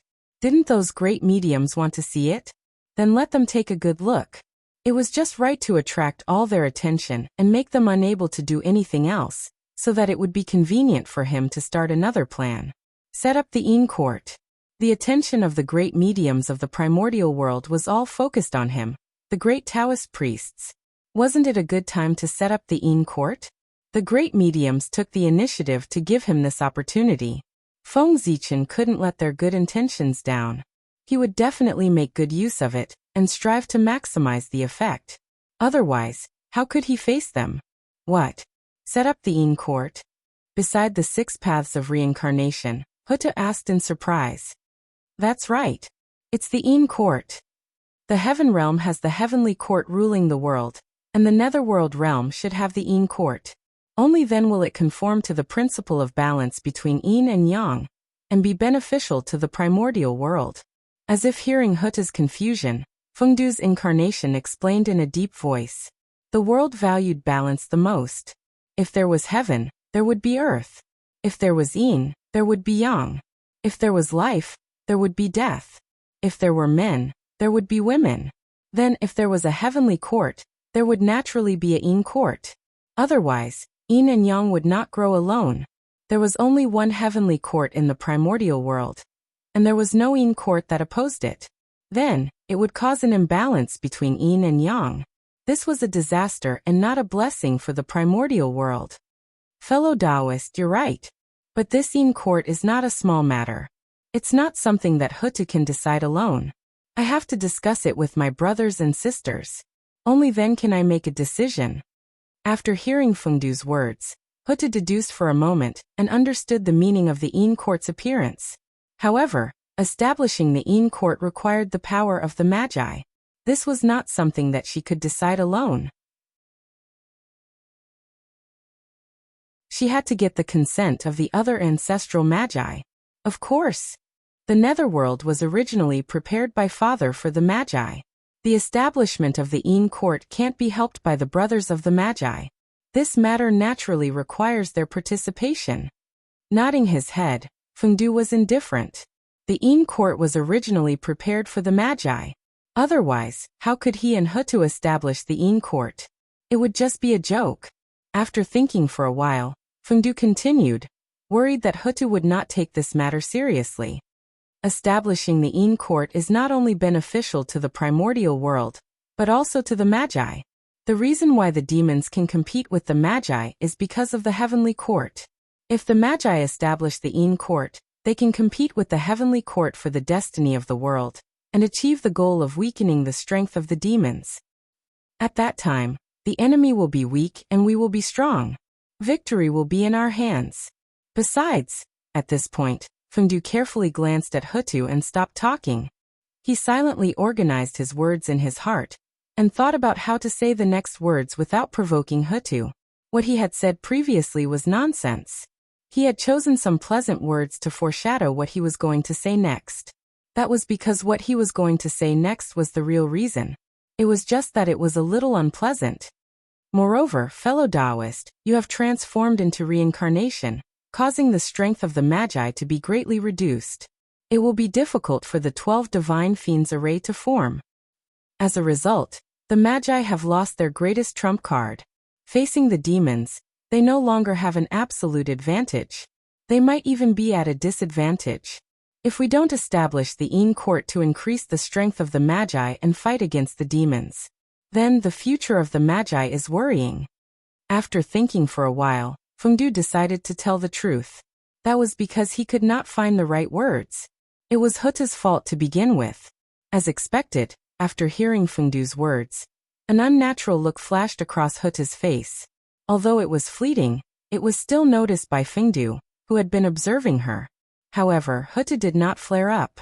Instead, she informed the other ancestral Magi as if nothing had happened, and asked them to come here for a chat. Huta also understood that she was in the wrong. After transforming into reincarnation, Huta had not let down the primordial world that gave birth to her. She had also let down all living beings. However, she had let down the Magi who respected and loved her. His departure directly destroyed the great situation of the sorcerer tribe. She had even pushed them into danger. From the strong Magi and the weak demons to the strong Magi and the weak demons. It was so fast and so unexpected. Moreover, this was not caused by the strength of the demons. It was caused by the destruction of the Magi's foundation and the great reduction in strength. A few years ago, the Magi had made one big move after another. They were about to completely destroy the demons and unify the primordial world.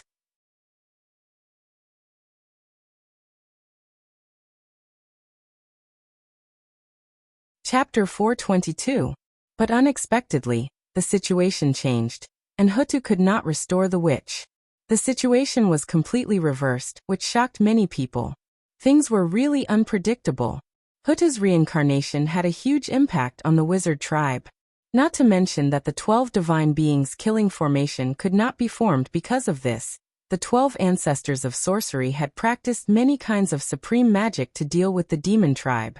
But Huta's departure directly destroyed these magic, making the efforts of the ancestors of sorcery in vain. It was too late to find a replacement. The 12 ancestors of sorcery had the same origin, so they could have the same mind. They could combine to perform magic because of this characteristic. If they found another person to replace Hutu, how could this person be connected with the other ancestors of sorcery like Hutu? They might be able to cooperate with each other by practicing, but how long would it take? The Great War of Sorcery and Demon Tribe would break out at any time. How could they have so much time to practice their magic? Huta's reincarnation had reduced the strength of the wizard tribe by at least half. The loss was not small. Even so, the sorcerer tribe's attitude towards Hutu was still the same as before. There was no change at all. It had to be said that the ancestors of sorcery were very affectionate. Set up the Yin court? That's a good idea. But hearing about the Yin court, Dijong was puzzled at first, but then he realized that setting up the Yin court could bring a lot of benefits to the wizard tribe. Unfortunately, after thinking about it for a while, he found something wrong with this matter. He could not help but hesitate in his heart. Big brother, what's the problem? Please speak your mind. Seeing Dijong's hesitation, Huta thought that he had some concerns, so she asked directly. The 12 ancestors of sorcery were very close to each other. There was not so much intrigue between them, so they could speak frankly. Sister, although your method is good, you need masters to set up the Yin court. But the masters of the wizard tribe still need to guard the untainted land against the demon tribe. I'm afraid the wizard tribe can't spare too many masters to guard the Yin court. After hesitating for a moment, Dijong said. Of course, he knew the benefits of setting up the Yin court, but it was impossible to give up the untainted land for the Yin court. It was not easy for the sorcerer tribe to drive the demon tribe from the untainted land to the 9 heavens. How could they give up the untainted land for a mere Yin court? The untainted land was the foundation of the sorcerer tribe. Compared to it, the netherworld was really nothing. Yes, I didn't think this through. He thought for a while. Hutu also felt that Dijong's words made sense. If the Yin court was established, the sorcerer tribe would have to send some of their experts to guard the nether realm to prevent any unexpected changes. However, although the Magi were strong, they relied on quality to win. They did not have as many experts as the demon clan. Therefore, if a portion of the people were to go to the Yin court, they would definitely have no time to care about the primordial world. The demon race would definitely not let go of this opportunity. They would definitely counterattack the untainted land. At that time, the sorcerer tribe would be in a passive position. In the end, it was because there were too few sorcerer tribe members. The Wu tribe was already struggling to manage the untainted land. With the addition of the Yin court, they would definitely not have enough manpower. If the base was too big, it would be easy to focus on the head and not the tail.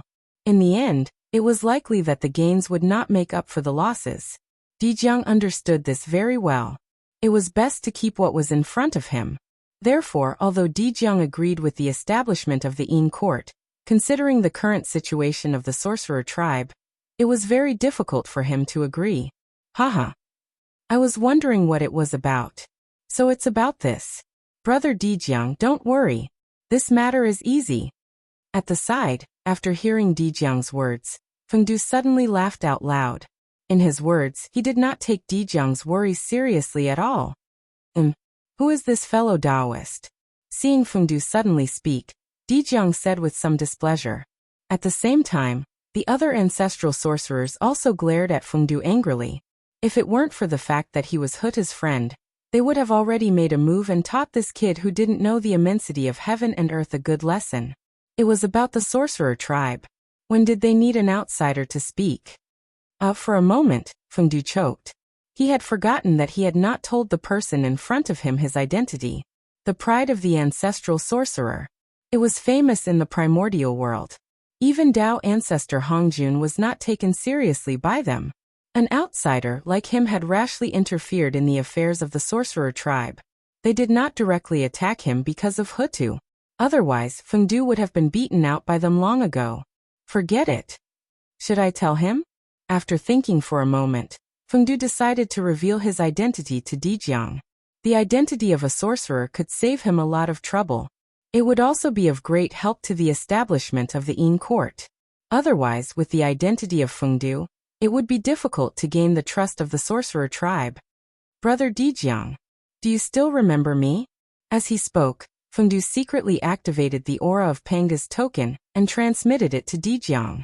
He also blocked the other ancestral sorcerers from prying and did not let them notice. In the Nether Realm, Fengdu was an expert at the great perfection of the quasi-saint realm. He was not weaker than the ancestral sorcerers. He could still block their perception. This is, sensing the familiar aura, Dijiang's expression suddenly changed.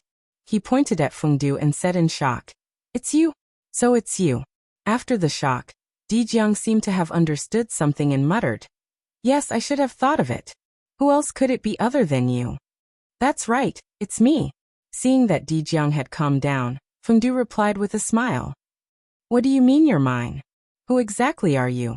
The question and answer of the two of them confused the other ancestral sorcerers who did not know the truth.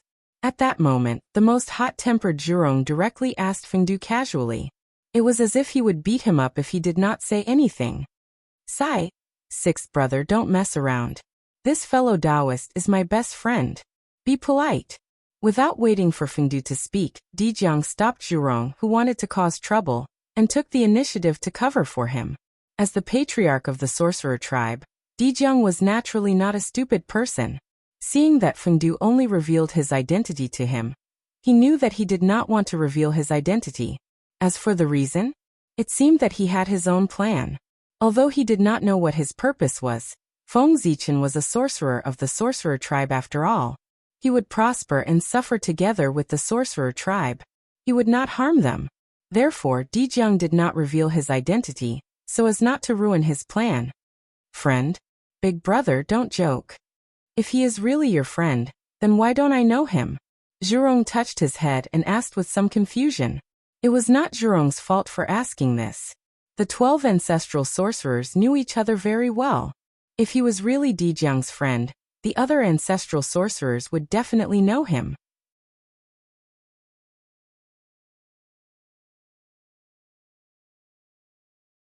Chapter 423.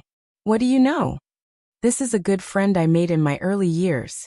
We are true friends of life and death. When I met him, you weren't born yet. How could you know of his existence? I thought that he had long retreated from the world. I didn't expect him to come out again. As he spoke, Dijiang made a sorrowful expression, as if this matter was true. I see. Hearing Dijiang's words, Zhurong really believed it. Because Dijiang was the first ancestral wizard to be born. Before the other ancestral wizards were born, he was already born and went out to travel in ancient times. This was an experience that the other ancestral wizards did not have. Moreover, Zhurong did not think that Dijiang would lie to him. After listening to Dijiang's explanation, the other ancestral wizards also nodded and smiled kindly at Fengdu. Since he was Dijiang's friend, he was their friend. On the other hand, the Candle Dragon, the sage of the wizard race, had a strange light in his eyes. Obviously, he had guessed Feng Zichen's identity. However, just like Dijiang, he did not expose Fengdu's identity. Instead, he continued to play dumb.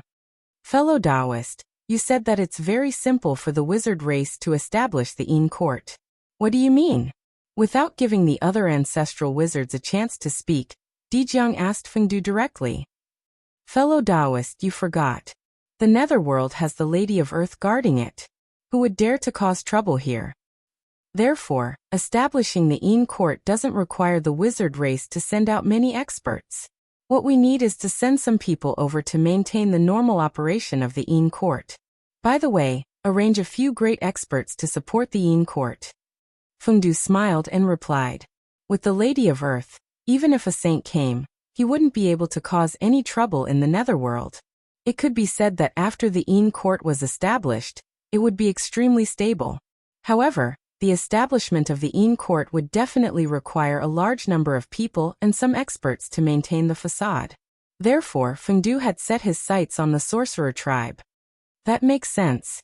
Nodding, Dijiang said. Then let's establish the court. Reincarnation was established by the Lady of Earth. The experts guarding the Netherworld should be selected by the Lady of Earth tribe. As for the clansmen who maintain the court, the 12 tribes will each provide a portion. Is that okay? With a plan in his heart, Dijiang directly arranged it. Very good. Dijiang's words were in line with everyone's thoughts. How could they disagree? No matter how good the Netherworld was, it was not as good as the primordial world. Moreover, the Netherworld was not good for him.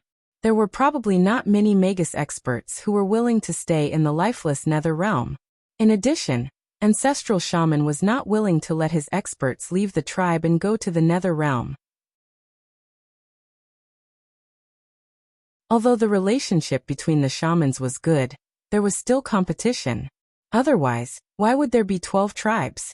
With one less master, the strength of the tribe would be weakened. Who would be willing to do that? What about the master of the court?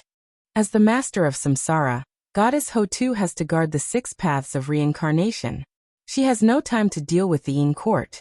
Therefore, we still need to choose a ruler of the umbral court. Fellow Taoists, who is willing to take up this position? Fengdu couldn't help but ask after seeing Dijiang talking for a long time without getting to the point. Court. Most importantly, he was the master of the court. That was an existence that could rule over the Nether realm and bear the destiny of heaven and earth. Me? No. There are still a lot of things that we need to deal with in the primordial world. We don't have time to manage the court. Upon hearing Fengdu's suggestion to let them be the masters of the court, the ancestral shamans waved their hands and refused. The primordial world was vast and boundless. It was impossible to measure it with reason.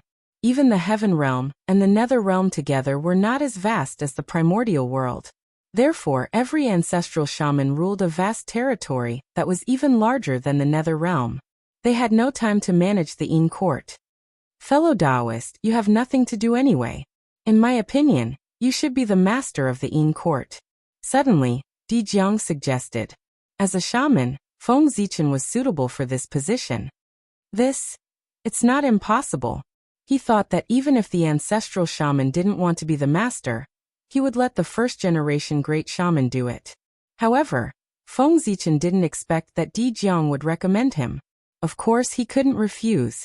How could he refuse the benefits that were delivered to his door?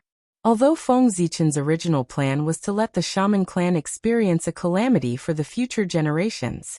However, plans couldn't keep up with changes. It wasn't impossible to dominate the court in advance. That's good. I'll do as you say. Now that the attention of all living beings in the primordial world is attracted by the birth of the great Taoist priests, it's a good time to set up the court. There's no time to lose. We should hurry up and pray to Father God and set up the court. Feng Zichen wasn't a wishy-washy person. After making a decision in his heart, he immediately began to act. Fellow Taoist, you're so impatient. Then let's do as you say. We'll set up an altar and worship Father God. Dijiang waved his hand and took out the altar used by the shaman clan to worship Pangu from the Pangu Hall. He planned to worship Pangu here. On the side, the other ancestral shamans who wanted to say something couldn't say anything when they saw this. At this moment, stopping Feng Zichen from becoming the master of the court would be a slap to Dijiang's face. Father God above. Today, the Nether realm has appeared. As the home of the dead, it will fill the primordial world. However, the Nether realm has just appeared. It is extremely chaotic and the rules are incomplete. Therefore, the shaman clan wants to set up the court in the Nether realm to govern the death realm, and set the rules to manage the dead in the world. Please enlighten us, Father God. In front of the altar, Dijiang first bowed and then swore loudly. Instantly, the primordial world shook. A vast divine light appeared out of thin air, and shone in the center of the Nether realm. It was like a heavenly pillar that pierced through the 3 realms of heaven, earth, and man and went straight into the chaos outside the heavens. That light was too dazzling. It was even more dazzling than the sun. Even across the endless world, it could be seen. In an instant, it attracted the attention of the great magicians from the great Taoist priests to the nether realm. In court? What's that? Is it a force similar to the heavenly court? In court was an extremely unfamiliar word. However, because the heavenly court was in front of them, everyone more or less guessed what he meant. Whoosh. There was a good show to watch. The shaman clan was going to fight to the death with the demon clan. Even the foundation of the demon clan was going to be dug out. Thinking of the impact of the Een court's appearance on the demon clan, the great magicians of the primordial world immediately perked up. They looked in the direction of the heavenly court with expressions of watching a good show. They wanted to know how the majesty would react in the face of the sudden actions of the shaman clan. Exciting. It was really too exciting. The situation of the shaman clan was really changing day by day. Just as the shaman clan was about to suppress the demon clan, the shaman clan suddenly destroyed their foundation, causing their strength to plummet. However, before the demon clan could start to become strong, the situation was changing. The shaman clan set up the Een court and wanted to break the foundation of the demon clan.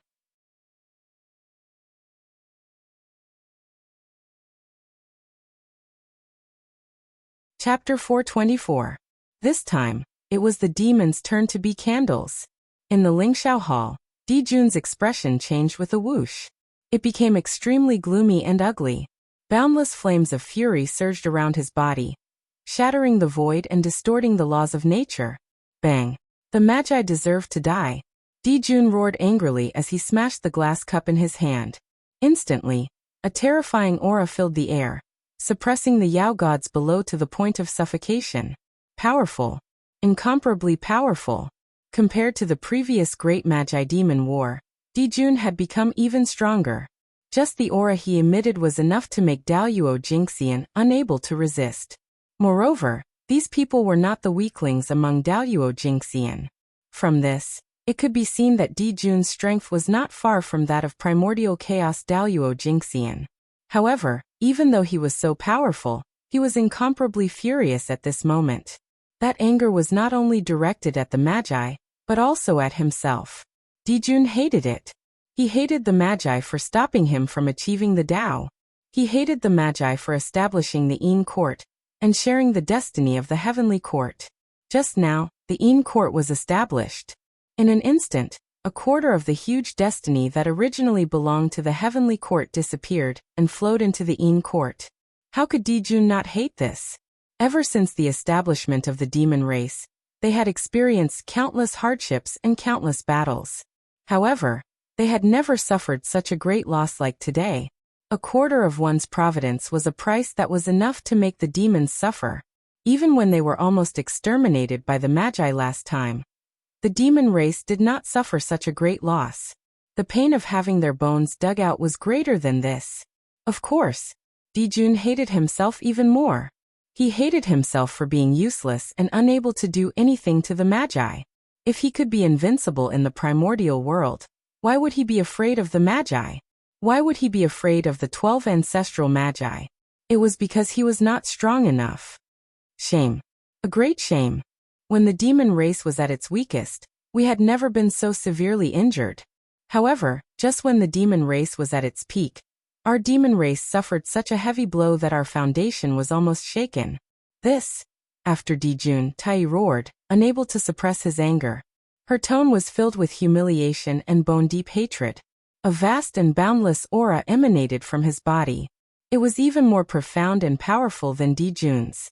It distorted everything and interfered with the operation of the Great Path. Bang! The aura was too powerful, too majestic.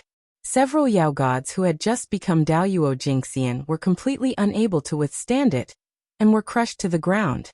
This was the Eastern Emperor Tai, the god closest to primordial Daoyuo Jingxian. He was also the only god who could rival the saints. His strength was well known in the primordial world. Done. Let's think about what to do first. The situation is not clear yet. It's not a good time to start a war with the shaman tribe. At this moment Fuxi said. As his voice fell, a gust of spring wind seemed to blow in the Lingxiao Hall. It was extremely warm and carried a thick sense of hope, calming Di Jiangtai's anger. At the same time, it also eliminated the two grand auras in the hall. The Yao gods in the hall could not help but heave a sigh of relief. Fuxi, the founder of the heavenly court, one of the three emperors of the demon race, the top great divine ability of the primordial world, and also the top sage of the primordial world. Although under the glory of Di Jun and Tai, his figure could not help but be a little dim, so his name was not well known in the primordial world. However, this did not mean that he was not powerful.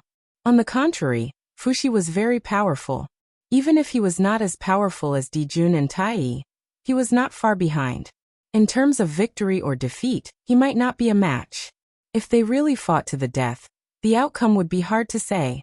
After all, Fuxi had almost become a saint back then.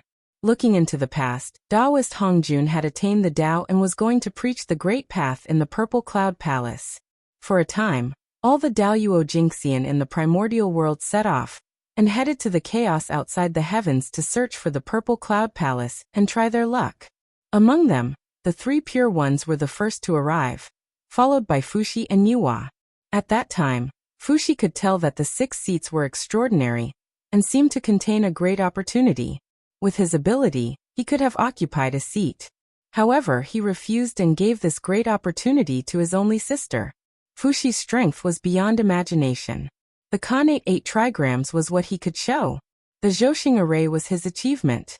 Di Jun and Tai could hide his light. It was not that he was not strong, but that he did not fight. The demon race. It was enough for them to shine in heat. The Fuxi should be hidden under their light. In the hall, the atmosphere was extremely oppressive and unsettling. However, Fuxi's words were like a spring breeze, silently dissolving Di Jun and Tai's aura. Just this move showed that Fuxi was extraordinary. His cultivation level was at least half a step into the primordial chaos Daoyuo Jingxian. In fact, Fuxi was also very angry that the demon race had lost a quarter of their luck. However, the demon gods present were already in a weakened state. If he were to get angry again, some of the demon gods would probably make a fool of themselves on the spot. If that was the case, it would be a little ugly. Moreover, the 3 demon emperors were angry at the same time. It was inevitable that they would lose their demeanor. Therefore, Fuxi suppressed the anger in his heart, and tried to persuade him with an amiable expression. Humph. What else can we do? With Huta here, even if we attack together, we can't do anything to the Yin court. We can only accept this loss. With a cold snort, Kuan-Peng said sullenly. The Yin court stood in the netherworld, which meant that it was destined to be unshakable, because no one could defeat Hutu in the netherworld. Sai, in my opinion, Your Majesties, you don't have to worry. To establish the Yin court, we must set rules and coordinate everything to operate the primordial world. However, the wizard race has developed limbs and simple minds. They are simply a group of boorish men. It's no problem for them to fight, but if they are allowed to rule the world, there will definitely be chaos. We demons don't have to interfere in the Yin court at all. We can sit and watch the wizard race do what they want. I believe that it won't be long before the netherworld becomes chaotic under the rule of the wizard race. In the end, the netherworld will even riot because of this, causing the dead to be uneasy and disturbing the order of the primordial world. At that time, the Yin court will no longer be the protection of the wizard race but their death warrant. Under the backlash of heaven and earth, even saints can't treat it lightly, let alone the wizard race. In this way, the wizard race will collapse on its own. The wizard race is just a group of boorish men. They dare to establish the Yin court without comprehending the heavenly Tao. They are really courting death. Seeing that the 3 emperors had calmed down, Baizé walked forward and began to analyze the pros and cons of the wizard race establishing the Yin court in front of everyone. From what he said, the wizard race establishing the Yin court was not only useless, but also self-destructive. It sounded like a joke. However, everyone thought about it carefully and felt that what Baizé said made sense. Therefore, they all agreed.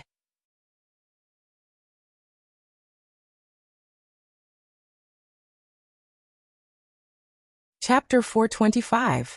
Fellow Taoist, Bai Zai's words make sense. The Magi are tyrannical. They don't know the heavens, nor do they respect the earth.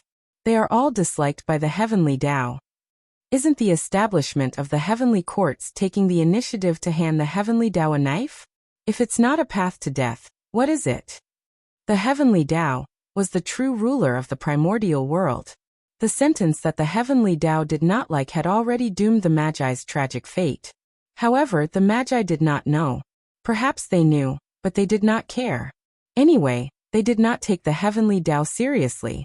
As for the demons, they were able to survive until now under the attacks of the Magi because they knew that the Magi were disliked by the heavenly Tao. Therefore, the demons firmly believed that as long as they could persevere, the Magi would sooner or later be punished by the heavens and destroyed by the heavenly Tao. In the early days, the difference in strength between the liches and the demons was too great. The demons were no match for the Magi at all. They relied on this belief as their motivation to persevere. Otherwise, the demons would have long been destroyed by the Magi. After Bai Zai finished speaking, everyone present had different reactions. However, at the top, there were the 3 emperors and 1 master of the demon race. These were the absolute experts of the demon race, the top great mystical abilities of the primordial world. His heart skipped a beat. He knew that the battle between the liches and the demons had reached an irreversible stage, especially when he saw the expressions of approval on the faces of the demon gods present. There was no noise at all. He could not help but feel a chill in his heart. Bai Zai's words seemed to make sense, but they could not withstand scrutiny. If the Magi were all boorish, how could they fight with the demons until today? Moreover, the demons could not even defeat a group of boorish people. Didn't that mean that the demons were all trash? The Magi? They just looked simple and honest. If anyone really treated them as fools, they would really be fools. But now what was the situation? Bai Zai looked like he did not take the Magi seriously at all. The demon gods present were the same. It was as if they were not the ones who were chased and beaten by the Magi back then. Damn it! If the Magi were really so easy to deal with, why did the demons hide in the heaven realm and not live in the primordial world? This was not the future. The heaven realm was the world that everyone yearned for. It was the residence of the immortals. At this moment, the heaven realm was far inferior to the primordial world. No, it should be said that all the worlds were inferior to the desolate wilderness. That was the foundation of the primordial world, the origin of everything. It was the richest place in the primordial world. At this moment, the Yao gods were clearly showing signs of tribulation aura entering their bodies. Only in this way would they lose their minds and their previous calmness. They would think that the Magi were vulnerable and would have thoughts of lawlessness. Everyone present was Daoyuo Jingxian. This was especially true for the 10 great demon gods led by Bai Zai. They were the best of the Daoyuo Jingxian, and were about to become quasi-saints. However, it was still unknown whether or not the tribulation aura had entered such an expert's body. The tribulation aura was terrifying. From this, one could see the general situation. Of course, even so, it was still not enough to surprise Dijun, Tai, Fuxi, and Kuan-Peng. How strong were they? They had experienced all kinds of storms and waves. Just the tribulation aura entering their bodies was not enough to move them. What really moved them was that the tribulation aura was so vast that it almost covered the entire heaven realm. This was the sign of the impending cataclysm. At the same time, it was also a sign that heaven and earth could not tolerate. The conflict between the 2 Magi had reached the point where even the heavenly Tao could not stand it anymore. It had specially sent down the cataclysm to force the 2 races to fight. At this time, even if the demon race did not want to fight, they had no choice. Under normal circumstances, these Yao gods respected Dijun and the others and obeyed their orders. However, with the tribulation aura entering their bodies, Dijiang and the others' restraint on these demon gods was not as good as before. They might not listen to the orders of Dijun and the others. Your Majesty, the Yin court has just been established. It will definitely be chaotic and unstable. Our demon race should send people to sneak in and lie low to wait for the future. Seeing that Dijun and the others did not speak, Baizé thought that his analysis had been agreed by them, and hurriedly continued to suggest a plan. After saying that, Baizé had a smug look on his face. He was proud that he could come up with such a plan. However, he did not see the look of pity in the eyes of the 4 people at the head of the table. Looking at Baizé's current appearance, he no longer looked like a wise man of the demon race. He was completely bewitched by the tribulation aura, and had lost his previous wisdom. Yes. I already know about this. You may leave first. I will consider it in my heart. Seeing the current appearance of the demon gods, Dijun's anger disappeared. He only felt a deep sense of powerlessness. He waved his hand and dismissed the demon gods. How could a man fight against the heavens? If this was the will of the heavens, what could he do? Yes. When the demon gods heard this, they bowed and were about to leave the Lingxiao hall. At this moment they heard Tai say, Baizé ing zhao fei lian shangyang, qin yuan jiuing, gui che xiai tai fei dan jimeng. The 10 of you stay. I have something to tell you. The 10 demons that Tai had named were the 10 famous demon gods in the future. They were also the strongest among the thousands of Daluo Jinxian of the demon race. Sigh. After all, Tai cherished talent. He could not bear to see them be completely bewitched by the tribulation aura, and create a tribulation, turning their cultivation into flowing water. Therefore he planned to lend them a hand. Your Majesty Donghuang, what orders do you have for us to stay? After all the demon gods had left, Baizé asked respectfully. Tai looked at the 10 demons quietly, and did not reply. Instead, he took out the Donghuang bell, and gently rang it. Clang! The simple and heavy sound of the bell rang. It was like the roar of the great path, and the sound of the great path lingered. It was also like the singing of the gods, expounding the great path. It echoed in the Lingxiao hall, and in the hearts of everyone. When the bell entered their ears, it was like a thunderclap, exploding in the minds of the 10 demon gods. It caused them to shiver and their minds to go blank. Suddenly, the 10 demon gods came to their senses and spat out a mouthful of dirty blood. Their faces were extremely pale, and it was obvious that they were injured. However, their eyes were incomparably clear, and they were no longer as confused as before.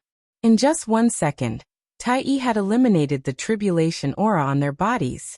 It could be said that his divine might was boundless. Thank you, Your Majesty Donghuang. At this moment, the 10 demon gods also realized what had happened. They thanked Donghuang with cold sweat on their faces. Being caught in a calamity without knowing it was a sign of death.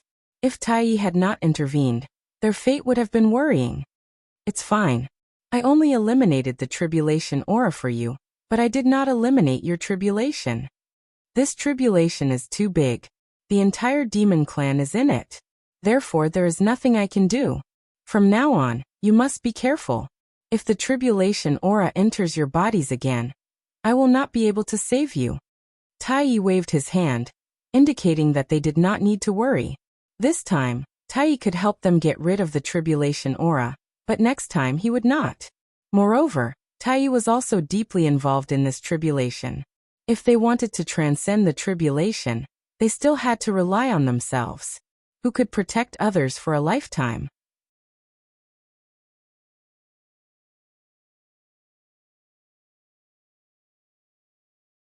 Chapter 426. Yes, we understand. Nodding, the 10 demons thanked him with a big bow. Okay, if there's nothing else, you can leave and heal your injuries.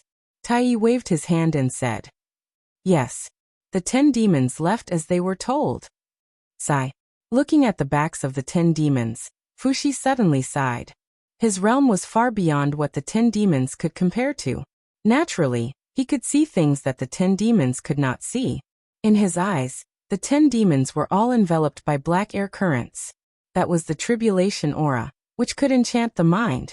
With the help of Tai, although the 10 demons had removed the tribulation aura in their bodies, they still had not passed their tribulation. Therefore, in the void, there was still an endless stream of tribulation aura surging towards them.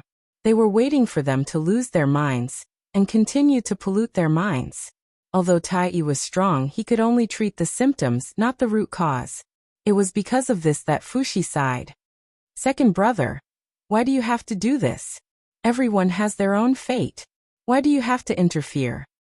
To change their fate, you have to bear the corresponding karma. It's not good for your cultivation. In the Lingxiao Hall, Dijun said to Tai Yi helplessly. Tai Yi had removed the tribulation aura of Bai Zhe and the others, which was equivalent to changing their fate. He had to bear some karma for it. If it were any other time, some karma would be nothing to Tai Yi. But now he was about to break through.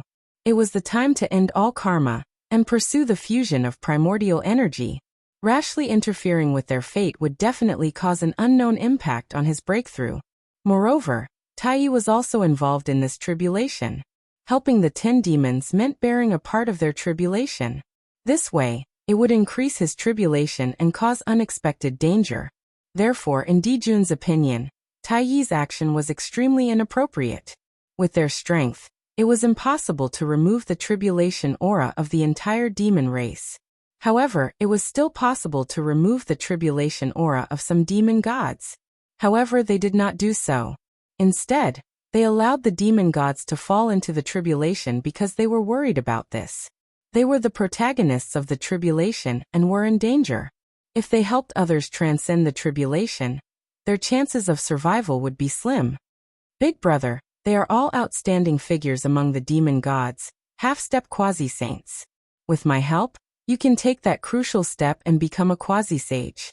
Then, in the battle with the sorcerer tribe in the future, the demon race will have a much higher chance of winning. Tai Yi had his own plans for this matter. These 10 demons were infinitely close to the sage-to-be realm. However, they lacked some opportunities, which caused them to be unable to break through. Today, with his help, his emotions were in turmoil. If he could calm his heart and comprehend, he would definitely gain something. He might even be able to take that crucial step. Even if only one of the 10 demons broke through to the sage-to-be realm, the changes it brought to the demon race would be unimaginable. Although they were both in the realm of Daoyuo Jingxian, the gap between Daoyuo Jingxian and sage-to-be was like heaven and earth. If the demon race had 12 demi-saints, why would they need to fear the witch race? You're right. With the arrival of the cataclysm, everything will change. Things that were impossible in the past might become possible. No one can tell what his fate is. Dijun's eyes flashed as he said with melancholy, "Cataclysm. Read as a cataclysm." However, it was not necessarily a cataclysm. If one could not overcome it, then it would be a cataclysm. If one could overcome it, then it would be a great opportunity. Did you not know that only during the cataclysm would experts emerge one after another? At that time, the Qi of heaven and earth would arrive like bees, and the great Tao laws would be unusually active. Countless experts would rise in the chaos and achieve great achievements that were unimaginable. When the cataclysm broke out, it would be the era of great competition. Countless geniuses would emerge and compete for supremacy. This was a dazzling era. Although there would be countless experts falling, there would also be countless new people rising up. Whether they would continue to be glorious or turn into ashes would depend on their individual opportunities, and whether they could seize that great opportunity. Brother Tai, you're right. Those 10 demons are indeed extraordinary. If they were born earlier, they might be able to compete with us. Beside him, Fushi also said, the Bei's 10 demons were indeed talented, but they were born too late and did not make it in time for the Tao ancestors' preaching. As a result, they were still hesitating in the Daoyuo Jingxian and had not become demi-saints. Otherwise, there would be a few more great divines in the wilderness. Bei's was a Khanate godfiend born from the Tao of Wisdom. He was known as the wisest of the demon race. Of course, this title might be a little exaggerated, but he was indeed the wisest apart from the demi-saints of the demon race. Such a person had a high chance of becoming a demi-saint. In the nether realm, when the divine light dissipated, a large group of palaces suddenly appeared at the foot of Yin Mountain. The palaces were layered and exuded an inexplicable charm. They were shrouded in Yin Qi, as if they were hidden in a black fog, making it impossible to see through them. Moreover, unlike the sacred palaces of the heavenly court, the palaces of the Yin court were all black and exuded a solemn feeling. Good. Good. Good. Looking at the palaces, Feng Du could not help but laugh. The palaces were congenital and not man-made. However, they were not connate spirit treasures, but the charm of the great Tao. The charm of the great Tao merged with the rules of heaven and earth and materialized in the nether realm. They had a physical body and formed this solemn palace. Cultivating in the palace would increase one's aptitude by 10%, and it would be easier to comprehend the rules of the great Tao. It was extraordinary. Fellow Taoists, the poor way has passed away. Nodding at the surrounding ancestral shamans, Fengdu took a step forward and came to the center of the palace. In the most majestic hall, he sat on the Supreme Emperor's throne. Today, Fengdu has received the great favor of the great Taoist priests and has been elected by the shaman race. I hereby announce to the wilderness. From today onwards, I will be the master of the Yin court, and my name is Emperor Fengdu. I will rule the nether realm and the endless dead souls.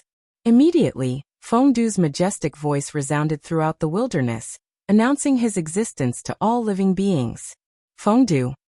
Where did this person come from? For a moment, everyone was extremely curious about Fengdu's origin. Fengdu was an extremely unfamiliar name. However, it was this existence that had suddenly appeared that had shaken the wilderness many times in the past 1,000 years. Now he had become the overlord of heaven and earth and the ruler of the nether realm. He was an expert second only to the saints. His status was not inferior to that of the saints. What was even more surprising was that he had only used a few thousand years to go from being unknown to being famous in the wilderness, and then becoming the overlord of heaven and earth. How could this not be surprising? His mysteriousness made people more and more curious. Rumble. The moment Fengdu became the master of the Yin court, a quarter of the luck that had flowed from the heavenly court fell and descended on his body. In an instant, Fengdu's body underwent a huge change.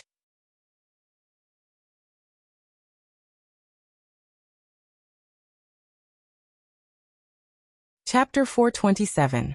This change was not a change in strength, but his comprehension of the Tao. Fengdu's strength had long reached the limit of a quasi-saint. He could not advance any further. Only by becoming the primordial chaos Daoyuo Jingxian could he accommodate more strength. However, with the destiny of heaven and earth that he had now, it was obviously impossible for him to enter the legendary realm of primordial chaos.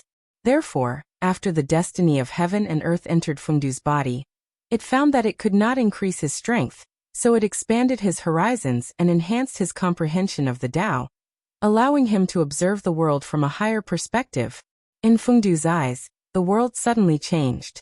Everything was constructed by Tao patterns, and appeared in front of him in the most essential form.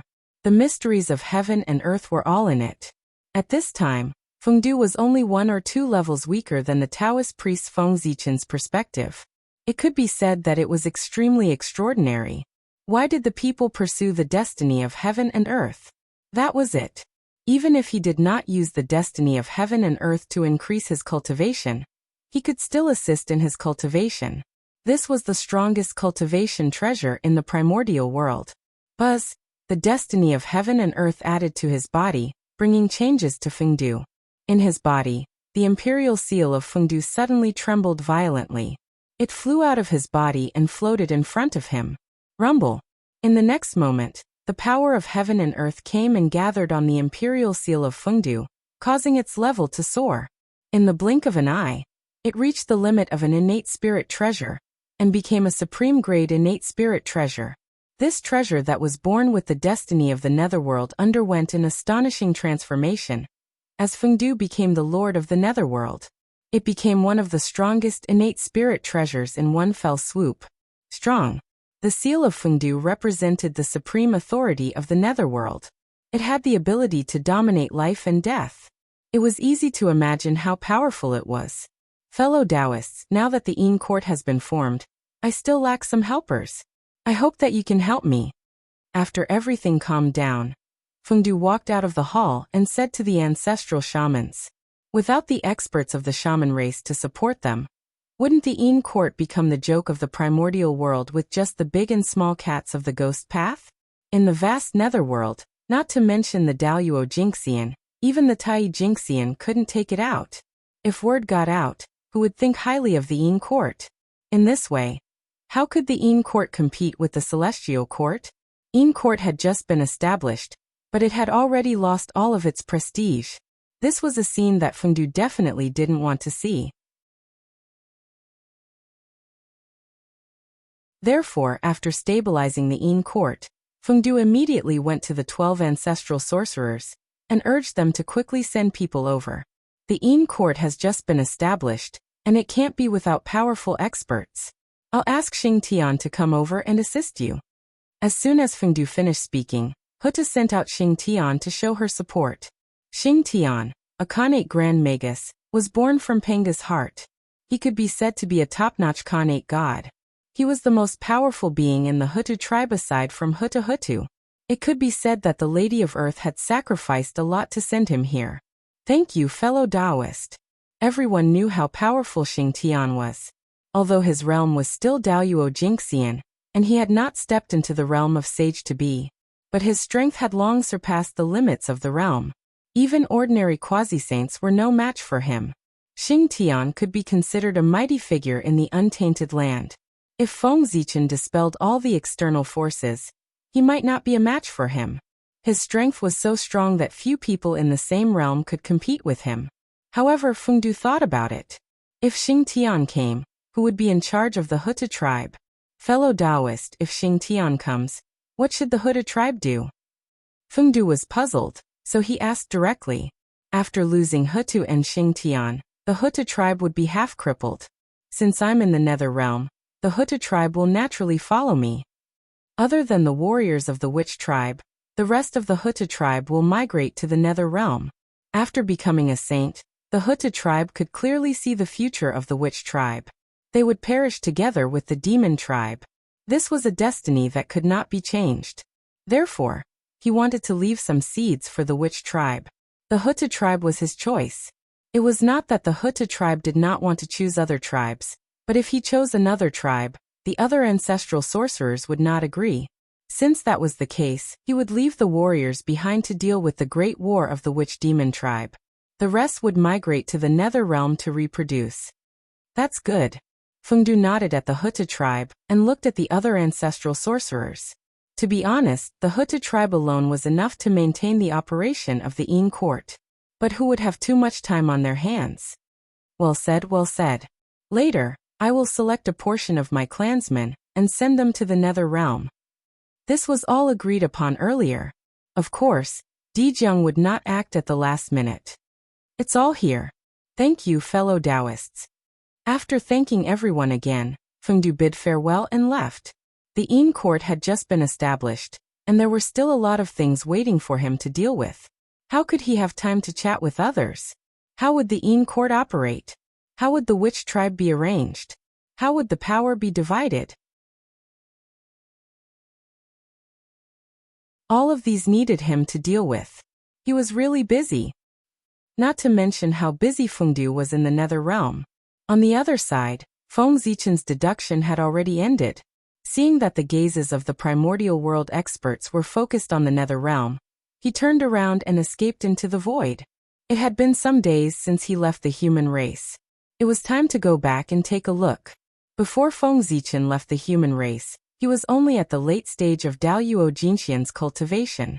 But now, only thousands of years had passed. He was already one of the few great divine powers in the primordial world. There were not many who could match him. Correspondingly, the increase in strength led to the increase in speed. His speed had already reached an inconceivable level. With a thought, he crossed the endless void and returned to the territory of the human race. It was as if he had teleported. What a magnificent scene! This is a sign of the rise of the human race. From afar, Feng Zichen saw that in the sky above the territory of the human race, the torch that represented the destiny of the human race was burning fiercely. It was like a small sun, emitting the spirit of self-improvement.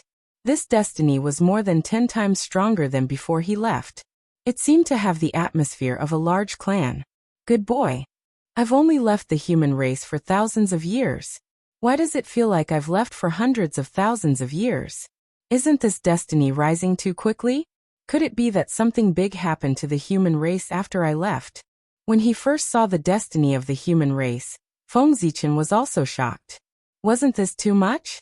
But soon after, this feeling of surprise was replaced by joy. The more exuberant the destiny of the human race was, the faster the strength of the human race would increase. This was a great thing. However, faintly, Feng Zichen felt that something was wrong. The exuberant destiny of the human race was somewhat abnormal. The destiny of the human race was increasing too quickly, so quickly that it was beyond imagination. Just like adding oil to a raging fire. Although it was glorious, once the oil was exhausted, there would be an endless curtain. You're tuning in to the Echoes of the Heart YouTube channel. Don't forget to subscribe and join us on this journey to catch the most captivating stories.